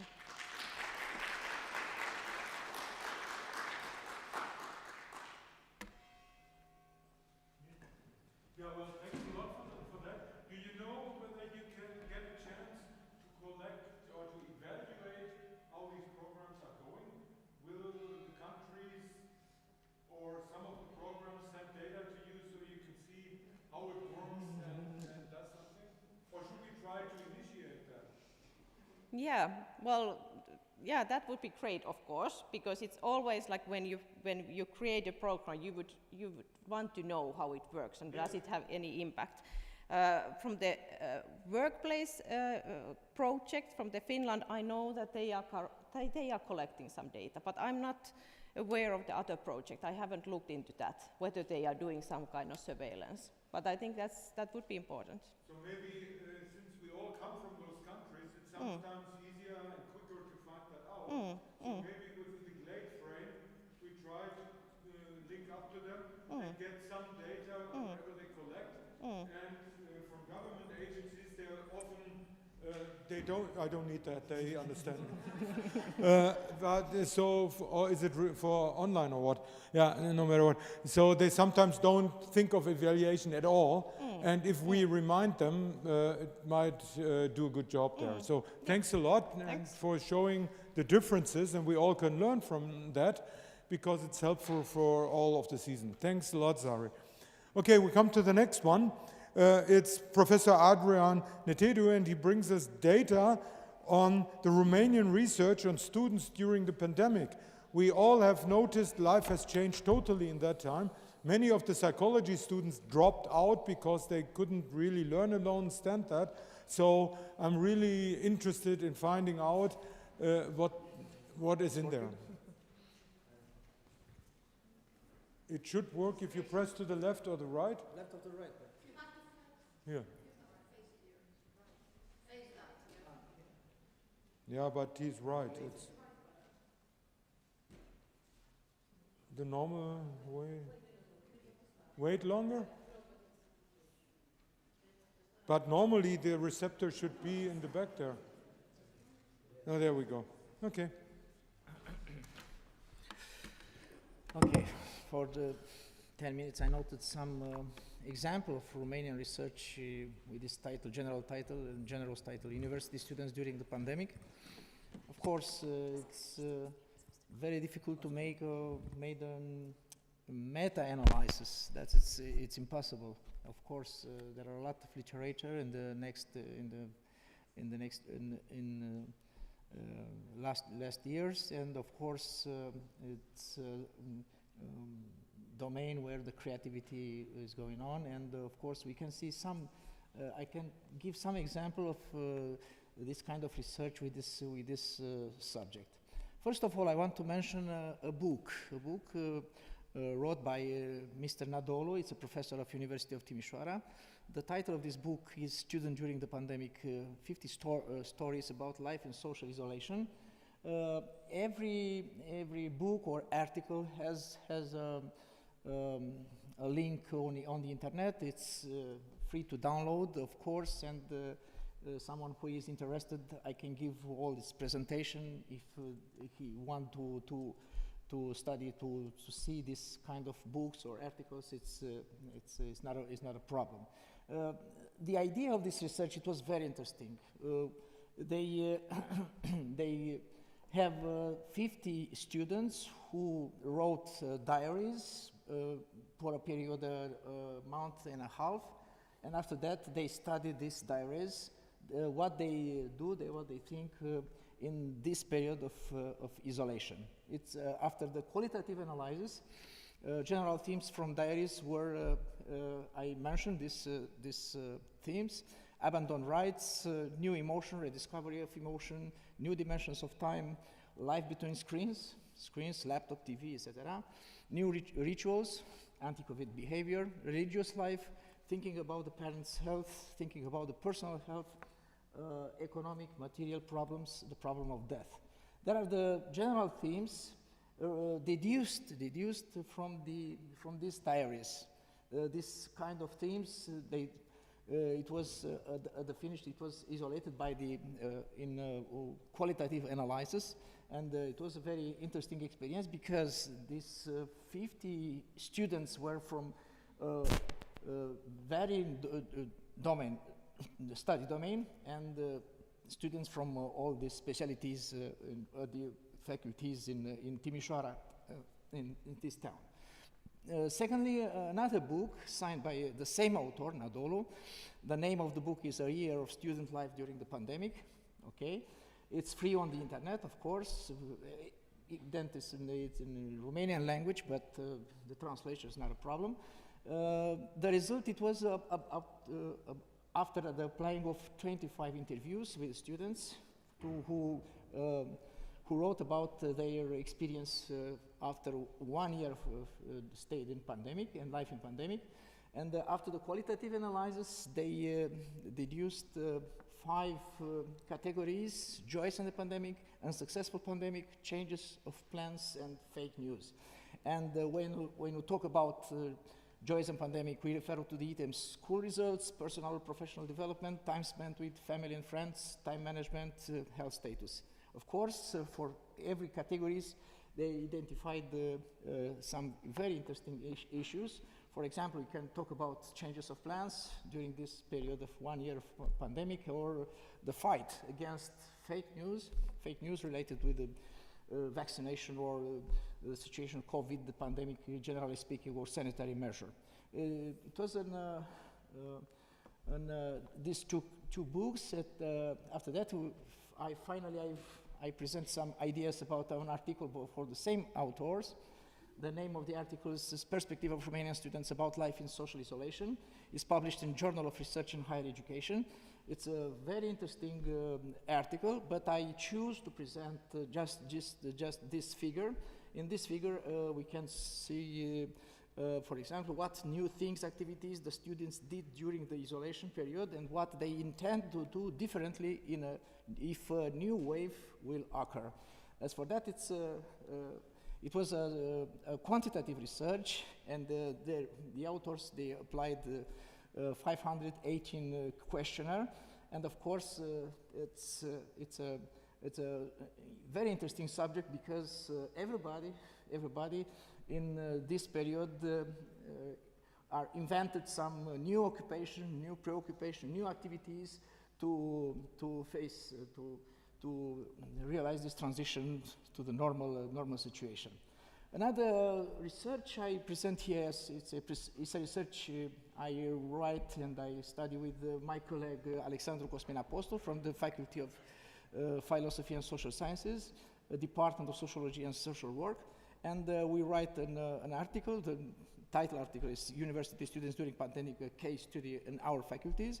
Of course, in this article, we examined how the undergraduates perceive distance learning in the context of the university closure due to the spread of COVID-19. We organized 2 waves of research by questionnaire. The first wave in March 2020 and the second wave in June 2020. And some objective were very interesting in my opinion. And of course, this article is free on the internet. The link is exposed. Is the link for our annal in sociology and social work. And our objective was studying comparatively the university students' opinion about the decision to suspend the traditional face-to-face teaching activities, studying the university students' opinion about the online communication with professors or tutors, okay, with their colleagues, studying the main online activities, and of course making comparative analysis within specific groups. But I emphasize that this article is free on the internet, and someone who is interested can see. Of course, we have here two examples of very interesting research from our colleague from the Department of Psychology. It's a group, and in this group we can mention Cornelia Măirean. Cornelia Măirean is here in Jena right now, and group they write a very interesting article, The Longitudinal Relation Between Time Perspective and Preventive Behaviors During the COVID-19 Pandemic. It was published in Current Psychology. It's a very dense and very interesting articles. We don't have much time to explain this article, but the link is provided here. But the general idea, it was that the findings of the authors highlights the risk perception is an important mechanism in explaining the relation between time perspective and preventive behaviors against major health threats such as COVID-19. Of course, it's a general idea, but it's a very interesting articles and very dense, very useful. Another article from the same collective, Faculty of Psychology, University Alexandru Ioan Cuza from Iași. The name of this article is Mental Health Among Young Adults During the COVID-19 Pandemic, a 2-wave longitudinal investigation. I recommend, of course, and this article, it was very interesting. This study aimed to assess changes in COVID-19 related factors, risk perception, knowledge about the virus, prevents behaviors and perceived efficacy, and mental health. And some ideas, some ideas was presented by our colleague Cornelia Măirean yesterday, and of course it's very interesting articles. Is that the sign that the collective of psychology was very implied and interested in research in the area. I want to cite a national survey. It was a survey built by 33 students association. They made this research, Students' Life in the Pandemic. And I wrote that it was in an online survey conducted with the participation of 3,407 respondents, of course, and all the respondents was from 22 cities in Romania, effectively students. I note here just the great chapter of this research. You can see online education, quality and cost of life, education and career path, mental health and well-being, social attitudes. Of course, this research is online, is free to download, and of course it's, in my opinion, it's very interesting. Of course, there are a lot of discussion if, for example, the sample is representative or something like this, but for us it's important from the beginning the intention to make some research and the conclusion of this research here, in my opinion, it's interesting. Another article in our collective, for example, it's in a collective from our Department of Sociology and Social Work, Mr. Apostol, Madam Rodoi, Bostan, Irimescu, etc., our colleague from our department. The article is named Professional Identity in a Fluid Pandemic Context, Measuring Academic Worries of University Students. The idea of this article is very, very interesting because our colleague, they want to test a tool. The name is PAOS scale, and the name on the largest Pandemic Academic Worries about University Student Scale. And the second tool tested, it was this PACE tool developed by Balou, etc., some authors, and these two kind of tool was applied, and they have some interesting conclusion, because we know that every tool, every instrument, every sum of scales, it's obligatory to be confirmed by the great number of research. Another article of the same collective from our department, it was an article named Professional Training of Final Year Social Work and Medical Students. It was a very interesting research. Of course, we have a link, and it's free on the internet.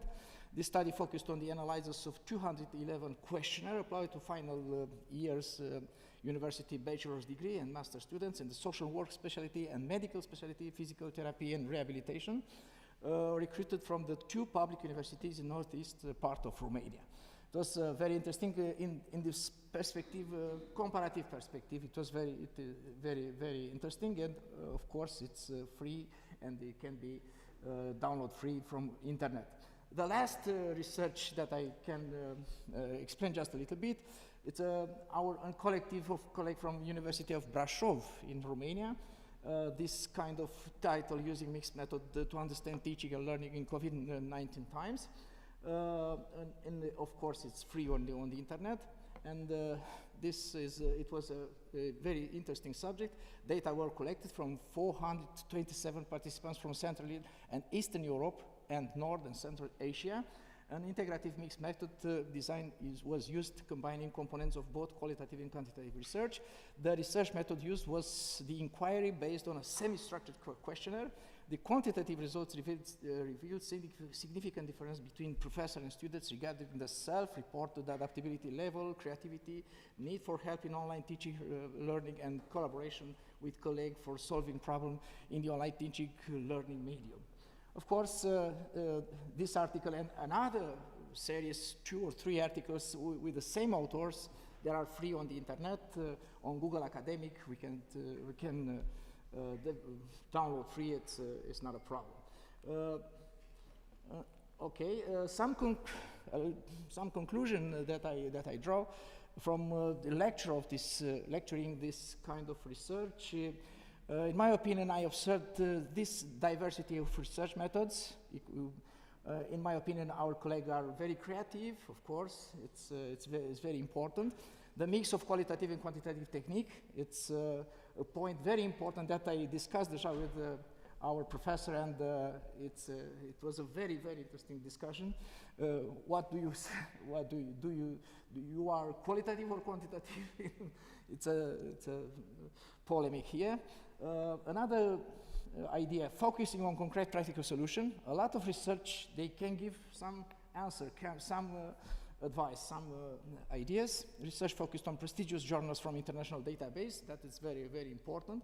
And of course, the last, in my opinion, recent research published even after the end of the pandemic show that many aspects remain misunderstood or unknown, because we are a lot of articles right now in 2023, and we can think, oh, it's finished with the pandemic, okay. No, it's not finished. For that, the academics research have a lot of problem to resolve. Thank you for your attention.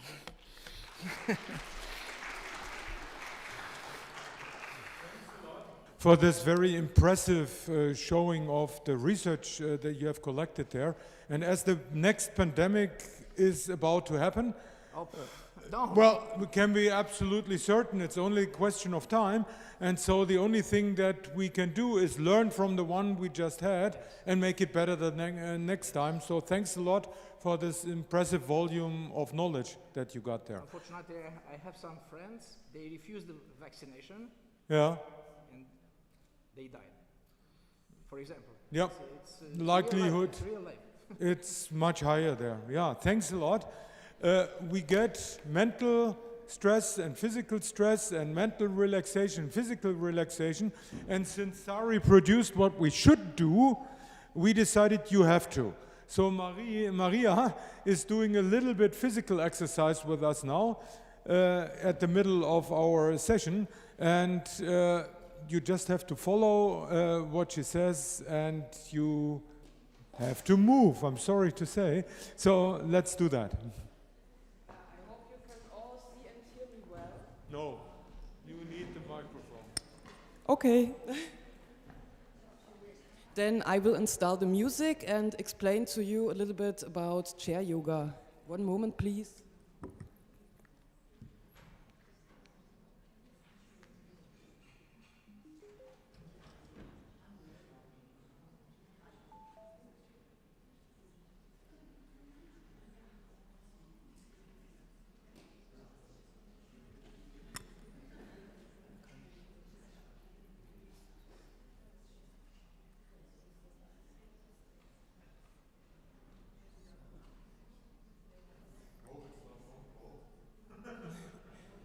Now it should work with the music.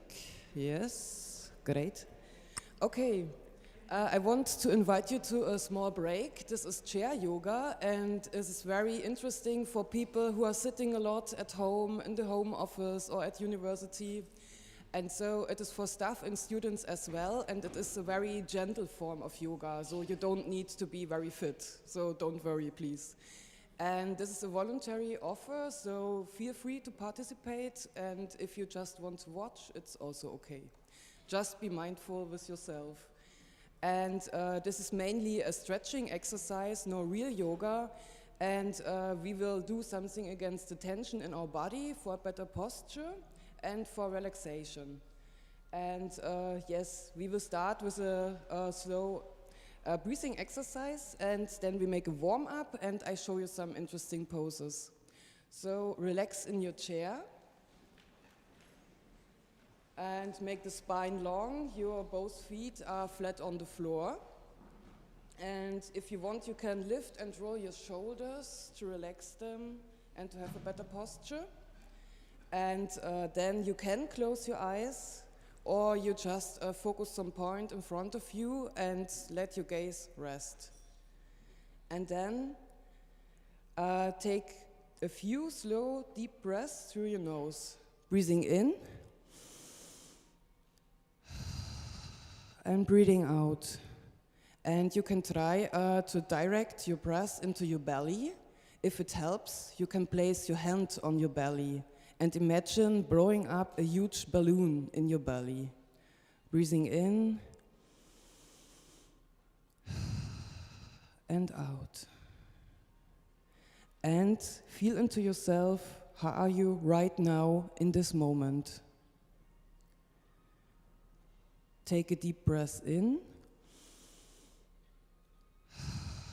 and out again, and then gently open your eyes. And we will start with a little warm-up. This is inspired by the cat-cow position. So sit on the chair with the spine long and both feet planted on the floor. You can also go in front of your chair if you want. And then with the next inhale, roll your shoulder blades behind you, squeeze your shoulder blades together and open your chest. And then with an exhale, round your spine, let your shoulders fall forward and your head too, like this. I will demonstrate. Breathe in again,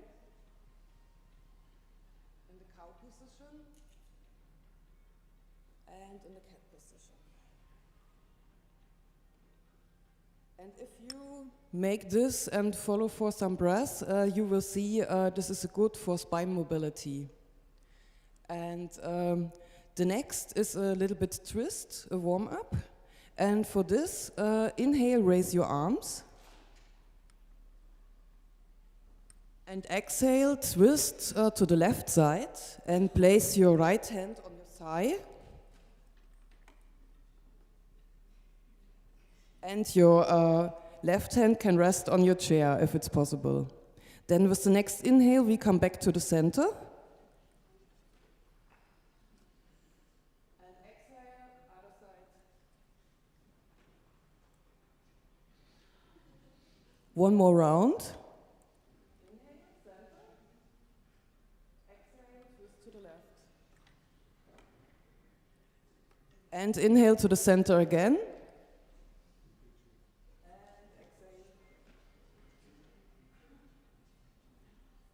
So, as you all maybe know, the chair sun salutation or the sun salutation Surya Namaskar, there is also a variation on the chair, and I want to show you this one. Inhale, reach your arms up. Exhale, if it's possible, fold forward down to your thighs. Inhale, lift your chest, you have a straight spine. Exhale, fold downward again. And inhale, come up. And exhale, hands to heart. And one time again. Inhale. And exhale, fold forward. Inhale, lift your chest. Exhale, forward again. And inhale, come back. And hands to heart. So now you have some spine mobility, a little brief warm-up, and now I show you some interesting chair yoga poses. We will start with the upper body. This is the chair eagle. For this, we bring our arms together and we are crossing the right arm under the left one, like this.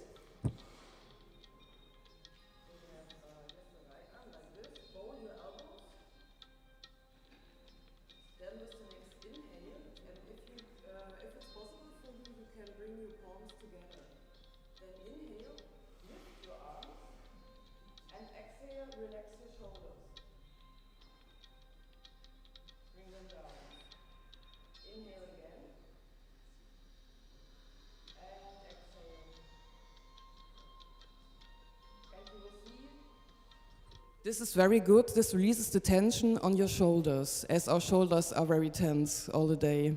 And we will do this with the other side too now. So you fold your, cross your left arm under your right arm.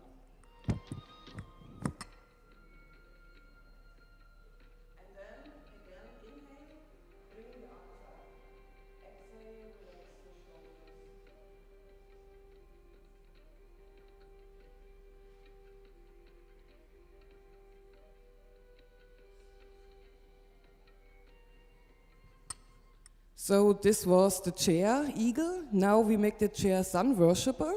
For this, we will draw our arms back to the chair seat, sit in front of the chair, please. And then we squeeze our shoulder blades together and lift up through our chest.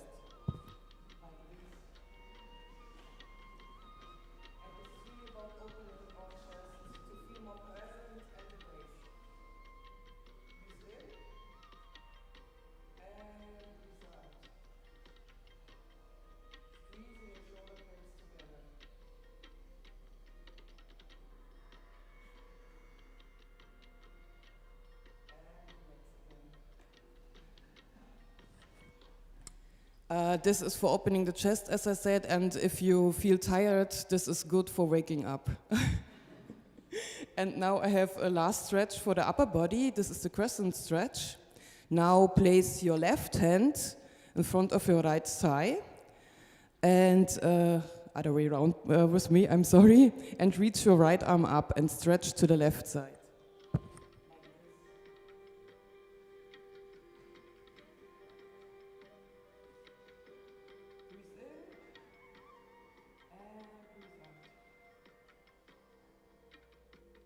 Come back to the center and other way around. Reach your arm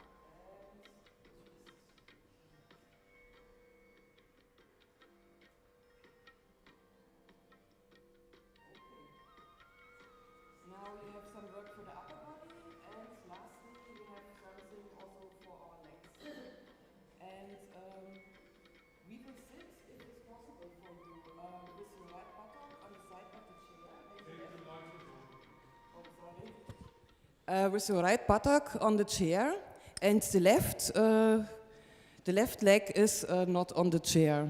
And then grab with your left hand your right ankle like this, and you feel a stretch in your thigh.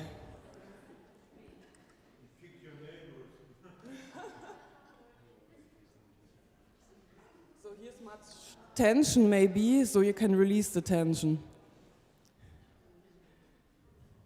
And we can do it also on the other side. As I have some problem with my knee, I can only show you like this. But if you reach your ankle, grab your ankle and stretch.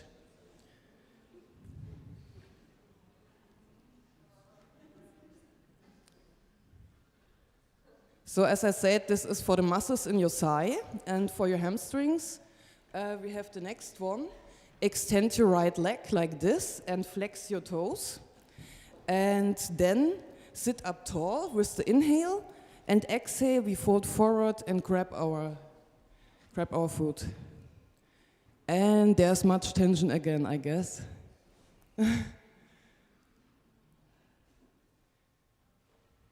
Breathe in and breathe out.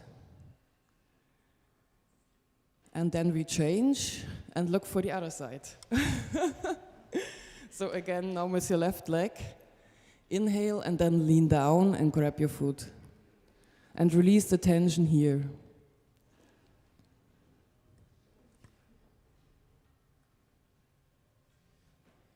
So, and then I have the last position for you. This is the chair pigeon. For this, place your left ankle on your right thigh, and then place your hands on your knee and on your ankle, and then sit straight with the inhale, and exhale, fold forward. As much as it's possible, this is stretching the hip, and there will be much tension.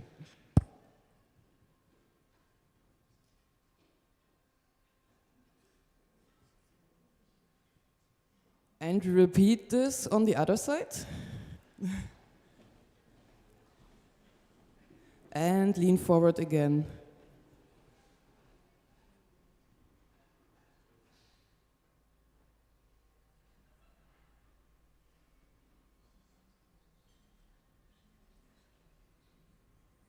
Then come back again. Close your eyes if you want, or let your gaze rest. Take a deep breath in and a deep breath out. And then be very mindful, how does your body feel now? Do you feel more relaxed? Do you feel better? Where is tension? Is there no tension? And then open your eyes and thank you very much. Have a great session.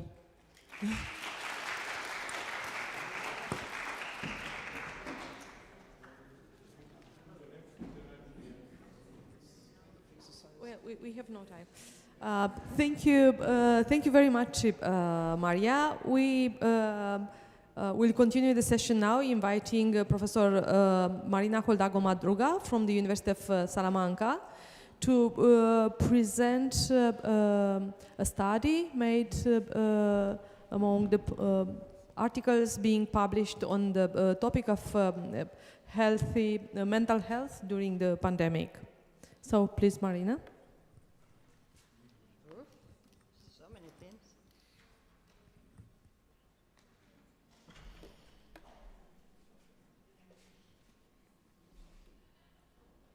Thank you very much for your presentation. And if I can have the first slide, please. Yes. So the title of my talk is The Effect of COVID on the Psychological and Mental Health in the 7 EC2U Cities, a narrative review. And I didn't know that I was preceded by my colleague from EAS, but it was really helpful as an introduction for what is my talk going to be about. So this is the index I'm going to be following, and I always like to start with a piece of art. And as you may know, this is a painting exhibited in the Museum of El Prado in Madrid, Spain, and this is the Triumph of Death. that is by Peter Bruegel in the 1562. This is a triumph of death, which is pretty much what happened to us during the pandemic, COVID-19 pandemic, the triumph of death, not respecting any social and any age. So, what is COVID? The COVID, from a medical point of view, is an infectious disease caused by SARS-CoV-2 virus. We can define as a mild disease, and that can be treated just with paracetamol. But when it is very serious disease, it is necessary the respiratories, the corticoids, and the treatment with monoclonal antibodies. And there are two particular susceptible populations. One is the elderly, and the other the chronic patients. I am pointing this out because these were the most vulnerable people, those people who die, but unfortunately they die, so I cannot talk about their mental health. But these are, sorry, this is so quick. I can talk about some statistics. For example, the cases, 699 people got affected, 6 million of deaths, and recovered 661 million. Well, they recover. Well, what is the meaning of recovering? We'll see whether or not they totally recovered or not. Well, this COVID-19, the pandemic had effect also on the economy. This was the economic collapse. Some people call this as a black swan. As you may know, in the economy, this is called as an unpredicted event which has severe consequences. So we have this mixed situation with disease, with social, political, economical effects. And my question is this going to have any effect on another issue, such as collateral effects besides that, such as psychological and mental health? Okay. For that, we decided to do a study, to study the psychological and mental health. And as you know, this is a part of the general study we have in our group, in which we are doing surveys on campus, like our colleagues presented yesterday, information from IAS and from Jena. So eventually, some of us are going to do surveys in our campuses, but so far, what we had in our hands was to explore the psychological and mental health of our cities. And we did this through narrative review, using these terms, and we explored the PubMed repository. So the results were as follows. We recovered all of these, a total of 46 articles divided in this: Pavia, from Pavia 16, Coimbra 13, Salamanca 9, IAS 4, Jena 2, Turku 1, and Poitiers 1. And I must say, those were studies in which the population from our cities were included through surveys, and just one of those was by collecting the information of the medical records of the patients in a retrospective way, and the correlation also with somatic influence. So these are the results from Pavia. Which are the population, the target populations of a study? Adults, older adults, children, adolescents, families, students, the caregivers for those who were taking care of the neurodevelopmental disabilities, mental health workers, and populations in general. They were evaluating how good they could cope if they had coping strategies. So these are the vulnerable people identified in Pavia. Which are the symptoms that they were most frequent symptoms identified in this population? stress, anxiety, depression, eating disorders, and clinical somatizations. If we look at the Coimbra data, general population, they were analyzing also the influence of the physical activity on the mental health of general population. Like right now, I have a very good mental health after this physical activity, so this is why it's important, the physical activity, you know. The children and adolescents were very important to analyze. The university studies, the university students, in which they were divided whether or not they had a chronic disease, and the relation of the use of a mobile, the technologies, like my colleague was saying. Most people were all the time using the screens, or the TV or the cell phone, and how that behavior would correlate with the mental and psychological health, other population, LGBTQI, and also the doctors. The doctors, as you may know, they were overwhelmed because they have to face a new disease. They didn't have respiratories, they didn't have the real treatment until later on, so they were just trying different strategies. So also the doctors were moved from one service to another. I don't know if you are aware of this, but for example, surgeons were moved to general practice, or pediatricians, or ophthalmologists. So that was really stressful for all of them to move from their comfort zone to face this new pandemic. And then Salamanca, again, they were studying the population of adults and the influence of facing the child, those who were staying at home, a comparison between the stressful situation of those people staying at home and homeschooling. After all, you remember, we were doing all the time online teaching, so there was a stressor factor. And also women after birth. Everybody is aware that women after birth, in general, there is a decrease in hormones and there is depression. But there were studies in which they were trying to see if that depression was increased in this pandemic situation. Again, the doctors, they were very much a population of a study. The nursing homes were studied, the population, the doctors, and the residents. As you may know, they were overcrowded, and they didn't have enough material. And also, another population who was studied was the psychiatry patients. Why? Because the psychiatry wards were reconverted in COVID rooms, and these patients were very much prone to the lack of the help.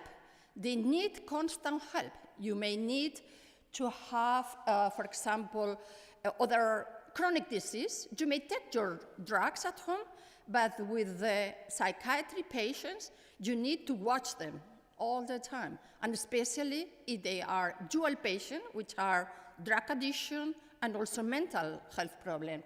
So the results, the symptoms were insomnia, especially for doctors, stress, depression, anxiety, fears, unsatisfaction, sadness from women, and also doctors were very concerned about what will happen to them after this wave, the first wave. So it was not just a present problem, they were just thinking about the future. And they were right. The future was important. Yes, we identify 4 articles with this population, target population, adults, the parents, the family atmosphere, married couples, and the difference depending on socioeconomic, and how will they face the stress of COVID. And the results were that the level of stress was higher in women of high economy and higher in men of low economical status. And then depression, anxiety, satisfaction with life, and stress. These factors were very much important in this population, and there was an inverse correlation with the psychological capital, which means those resources people have, such as efficacy, resilience, optimism, hope. Jena, we were able to identify 2 articles, and they were focused on oncology patients. So cancer patients and therapists, oncologists, medical staff, psychologists, spiritual caregivers. Again, this was a very much affected population of patients, because the treatment they had to put aside, they have to reschedule all the time, and this was a very stressful situation for the doctors and for the patients. So it was a mental stress. Also, they have also fear of getting contagious about the COVID, because that will, they were a vulnerable population. So definitely they caused a lot of stress in this population. And Turku were able to identify with 1 article in which the focus of attention was the parents, and they identify as stress symptoms, depression and anxiety. And finally, Poitiers, we identify an article in which they survey the young surgeons of the Poitiers, and then the symptoms they identify were depression, anxiety, and insomnia, and also they identify as risk factor, negative factor, women. In general, women is like more vulnerable. After all, we have to keep in mind that it's just not the work they were doing in the workplace, but at home. Even though we are talking about equality, it is not all the time the same, all right? They have to take care of things at home, together with the stress they have at work. And as a positive, they were considering a protective factor, the fact when they had the protective equipment, because after all, when they didn't have respirators and they didn't have protective equipment, that was a very stressful situation, just not for the patients, but for the doctors. So if we can combine all of the most frequent analyzed population, we must say adults, children, students, and housing qualities, and health workers, the doctors, and regarding the most frequent detected symptoms, insomnia, stress, depression, anxiety, especially doctors. It was very much a vulnerable situation, vulnerable population. So finally, I'm going to read the conclusions. The COVID-19 pandemic has had a great effect on the psychological and mental health of the 7 EC2U cities, affecting all sectors of the population. It is absolutely necessary for governments to invest in mental health at the level of psychological and psychiatry services. And this lesson should help us in future pandemic crises, so that, as I mentioned at the very beginning, we shouldn't think of the next crisis of another black swan. And that's all. Thank you very much.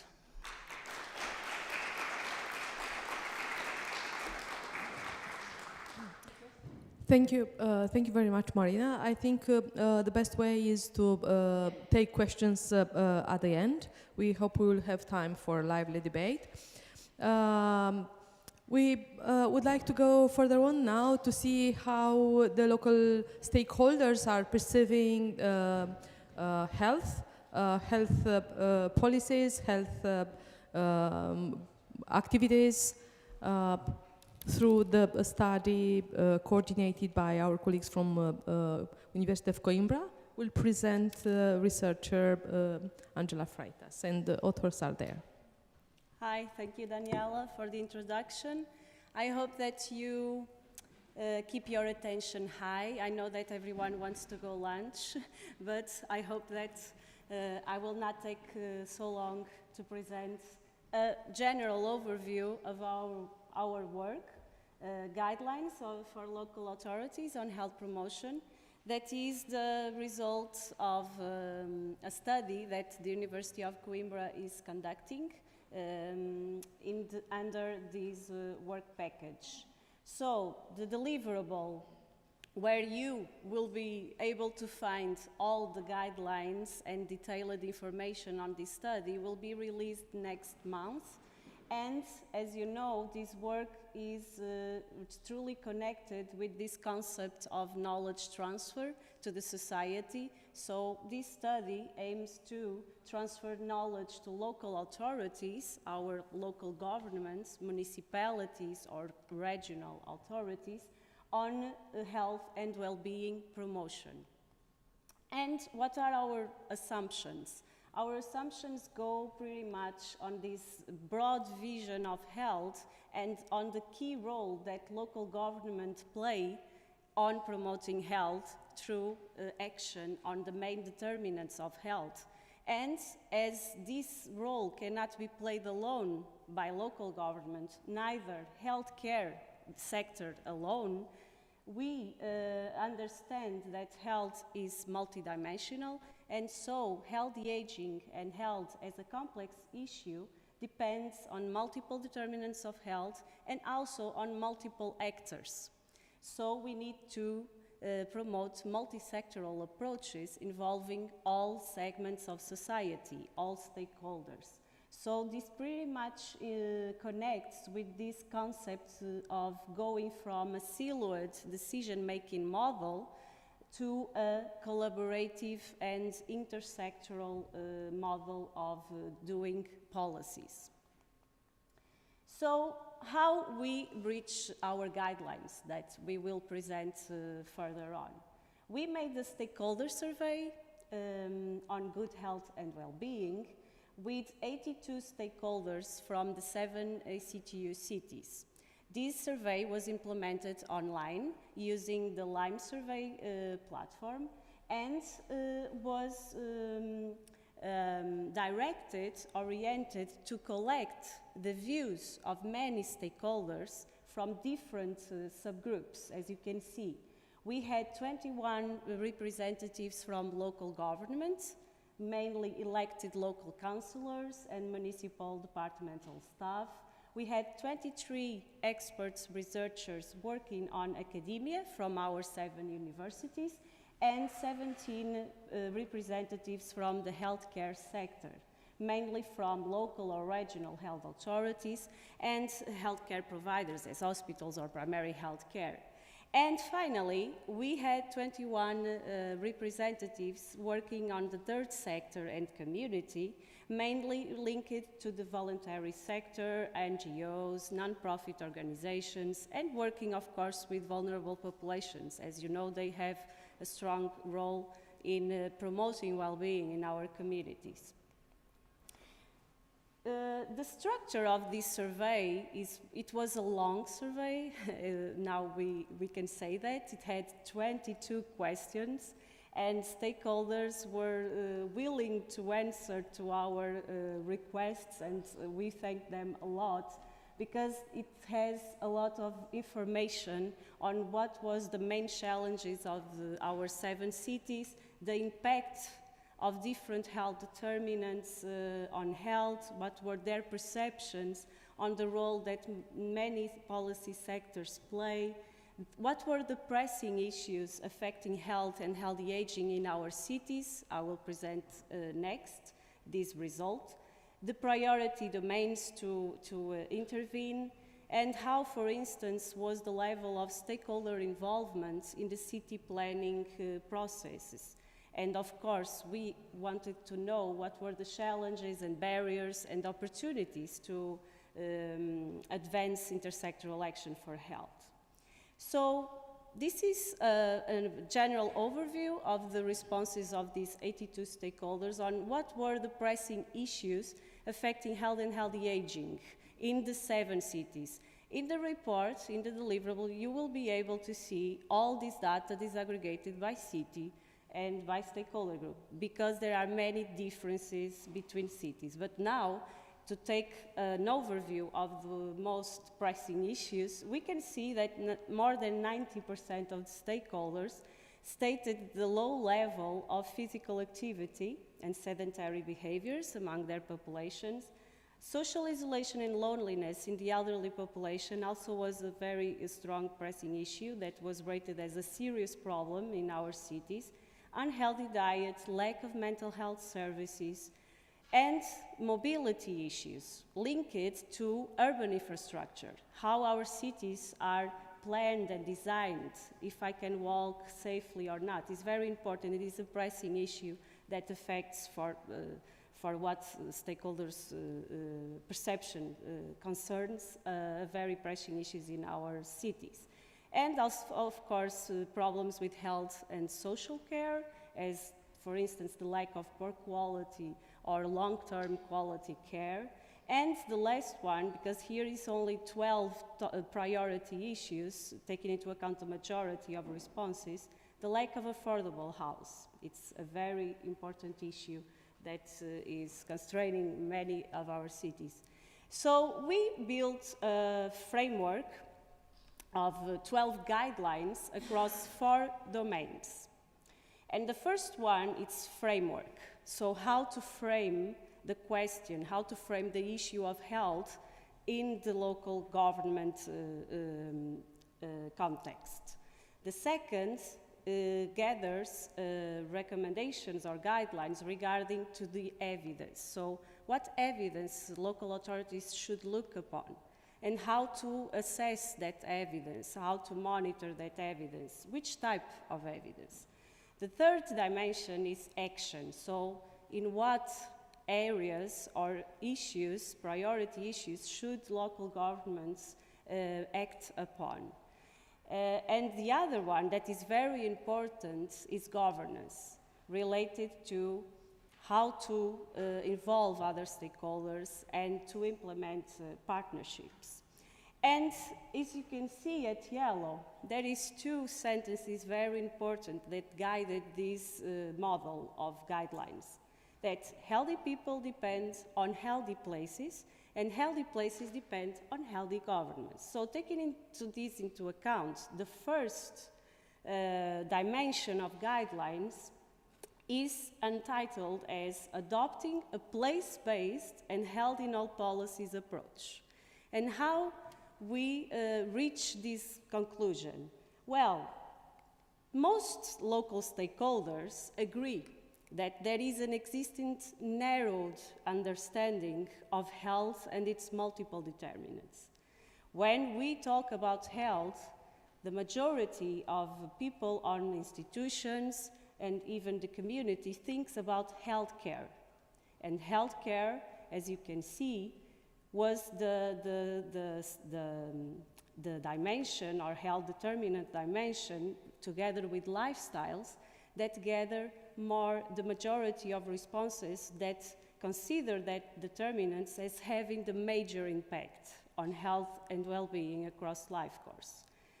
But, as we know, the place where we live influences a lot our health, and the place gathers, for instance, the natural environment, mobility issues, built environment, the way that our houses are built, economic environment, and only 1/3 of local government stakeholders on our survey considered built environment and mobility as having major impact on health. So they have a very narrowed understanding of health.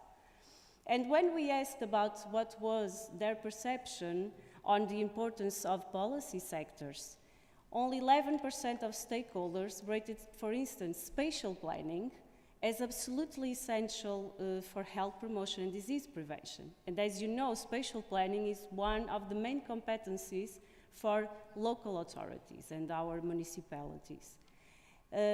A little bit more than a half recognized that the siloed nature of doing policies is the major constraint for health promotion in a collaborative and intersectoral way. So the 3 guidelines that we designed, taking into account some of these results, was local authorities need to acknowledge that health promotion is a place-based issue that goes away beyond the healthcare sector alone. Also, they have to recognize the influence that social, economic, built, and natural environment that are their competencies, their fields of intervention, they have a real impact on health across the life course. And the third one is to integrate health considerations into local policy making, mostly specifically into urban planning, because urban planning has a responsibility into making people get access to resources and opportunities to be healthy. So to wrap up, these framework guidelines, we understand that local authorities need to embrace a population health approach that considers the health determinants as a way of shaping health outcomes. The second dimension that we designed some guidelines was about evidence, so the need to conduct health impact assessments and monitoring is very important. And even if half of local government stakeholders stated that the city applied health impact assessment procedures to local project plans or policies, more than a half, 2/3 in fact, agreed that there is a lack of sharing and exchange of knowledge and information between institutions, mainly from academia. There is a lack between local authorities and universities, a lack of exchange. So the 3 guidelines that we designed here has to do with analyze data not only on health outcomes, disease and mortality, but mainly on the social determinants of health and environmental. And also conduct community health needs assessment and collect and engage also the citizens on this process to know what are their needs. The 5th guideline is to make this connection between academia and local government. So there is a lot of evidence, as we can see, made in the universities that is not used by local authorities. So we need to bridge this gap. The 4th dimension is about action. So the local government has a significant role, and our stakeholders, the majority, agreed with that. 62% even stated that the city has a city health plan or is moving on that direction, but there is a low level of political leadership and commitment with health. Many stated that they don't have a clear health mandate.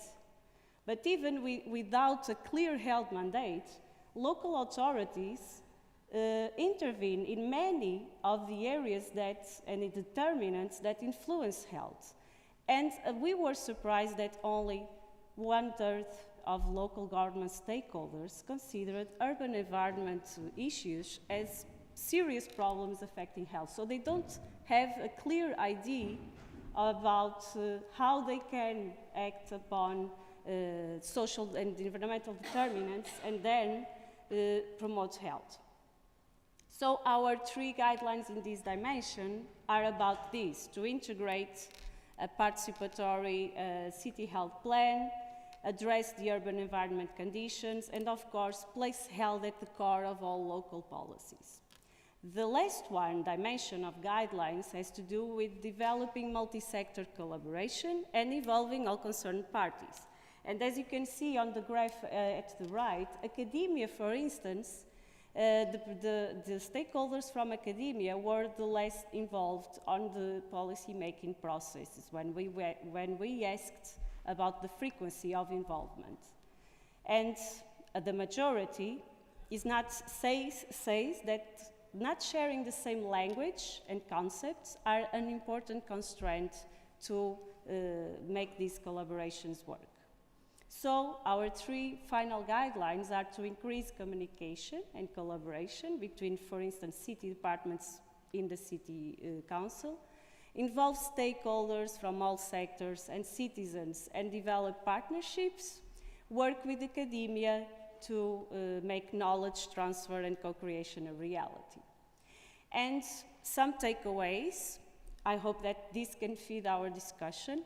in the end. So how can local authorities address the city challenges identified by stakeholders? Well, as you can see here, the majority is stated that aging is the top challenge of our cities. Mainly in Salamanca, there is a strong consensus on that, Turku, Coimbra, and Pavia. Then the second is mobility issues. And as you can remember from the pressing issues that affects health in our cities, mobility issues and transport options, for instance, were considered very strong problems. And mobility also was a top priority in Salamanca and Iași. Then healthcare sustainability, issues related with social care and healthcare in Poitiers and Turku. And housing appeared to be the most pressing challenge in Jena, according to our stakeholders. So there is a framework from WHO on how to create age-friendly environments. And they had to do with these dimensions: transport and mobility, community and health service, social inclusion, communication, outdoor environment, as you can see, is about physical environment. And our stakeholders, the majority, says that transport and mobility and community and health services are at the top priorities to promote healthy aging in our cities. So, this is the end. Local authorities can and must shape healthy environments and promote healthy aging, using urban planning as a spatial medicine. So if we have healthy places, we will have healthy people, right? So these are the 4 components that we think that are important for local governments to look upon when they want to promote healthy communities. It provides access to places where people can do physical activity and active mobility in a safe way, promotes access to healthy foods, contact with nature, and of course social interaction, as is so important as we saw in our previous pandemics, right? So I hope that you enjoyed, and I hope that you have questions to answer. Thank you very much. Thanks a lot. Unfortunately, the group before us took more time than was thought of, so our discussion will be rather short, but I would like to get the speakers to the front again. And if there are a couple of questions, not many, but a few we can discuss. And something for the way, because all your 4 goals from your last presentation we will have now. There will be good food in the room next door. There will be a healthy walk to get there, and people who take care of that, and there's even nature on the way. But before we do that, I want to give you a little thank you for the way. Thanks a lot. It is. Absolutely. It's psychological health, and that is at least as important as physical health. So, and if you don't like it, there are many people who take it gladly away from you. So, okay, so there we go. Yeah, I don't know. I don't care. We do the final 5 minutes, and that's it. So therefore, what we do now is, are there urgent questions that you need to ask now? Otherwise, if you don't have really pressing questions, these 3.5 will be here. Sorry, you had to catch a plane already. If you don't have pressing questions right now, they will join us for food and will be here for the next day, so we can put them in. We will send all the presentations with there. The presentations will be uploaded on the website, and yeah. And the poster session is running. Right now. We can continue during the poster session. Yes.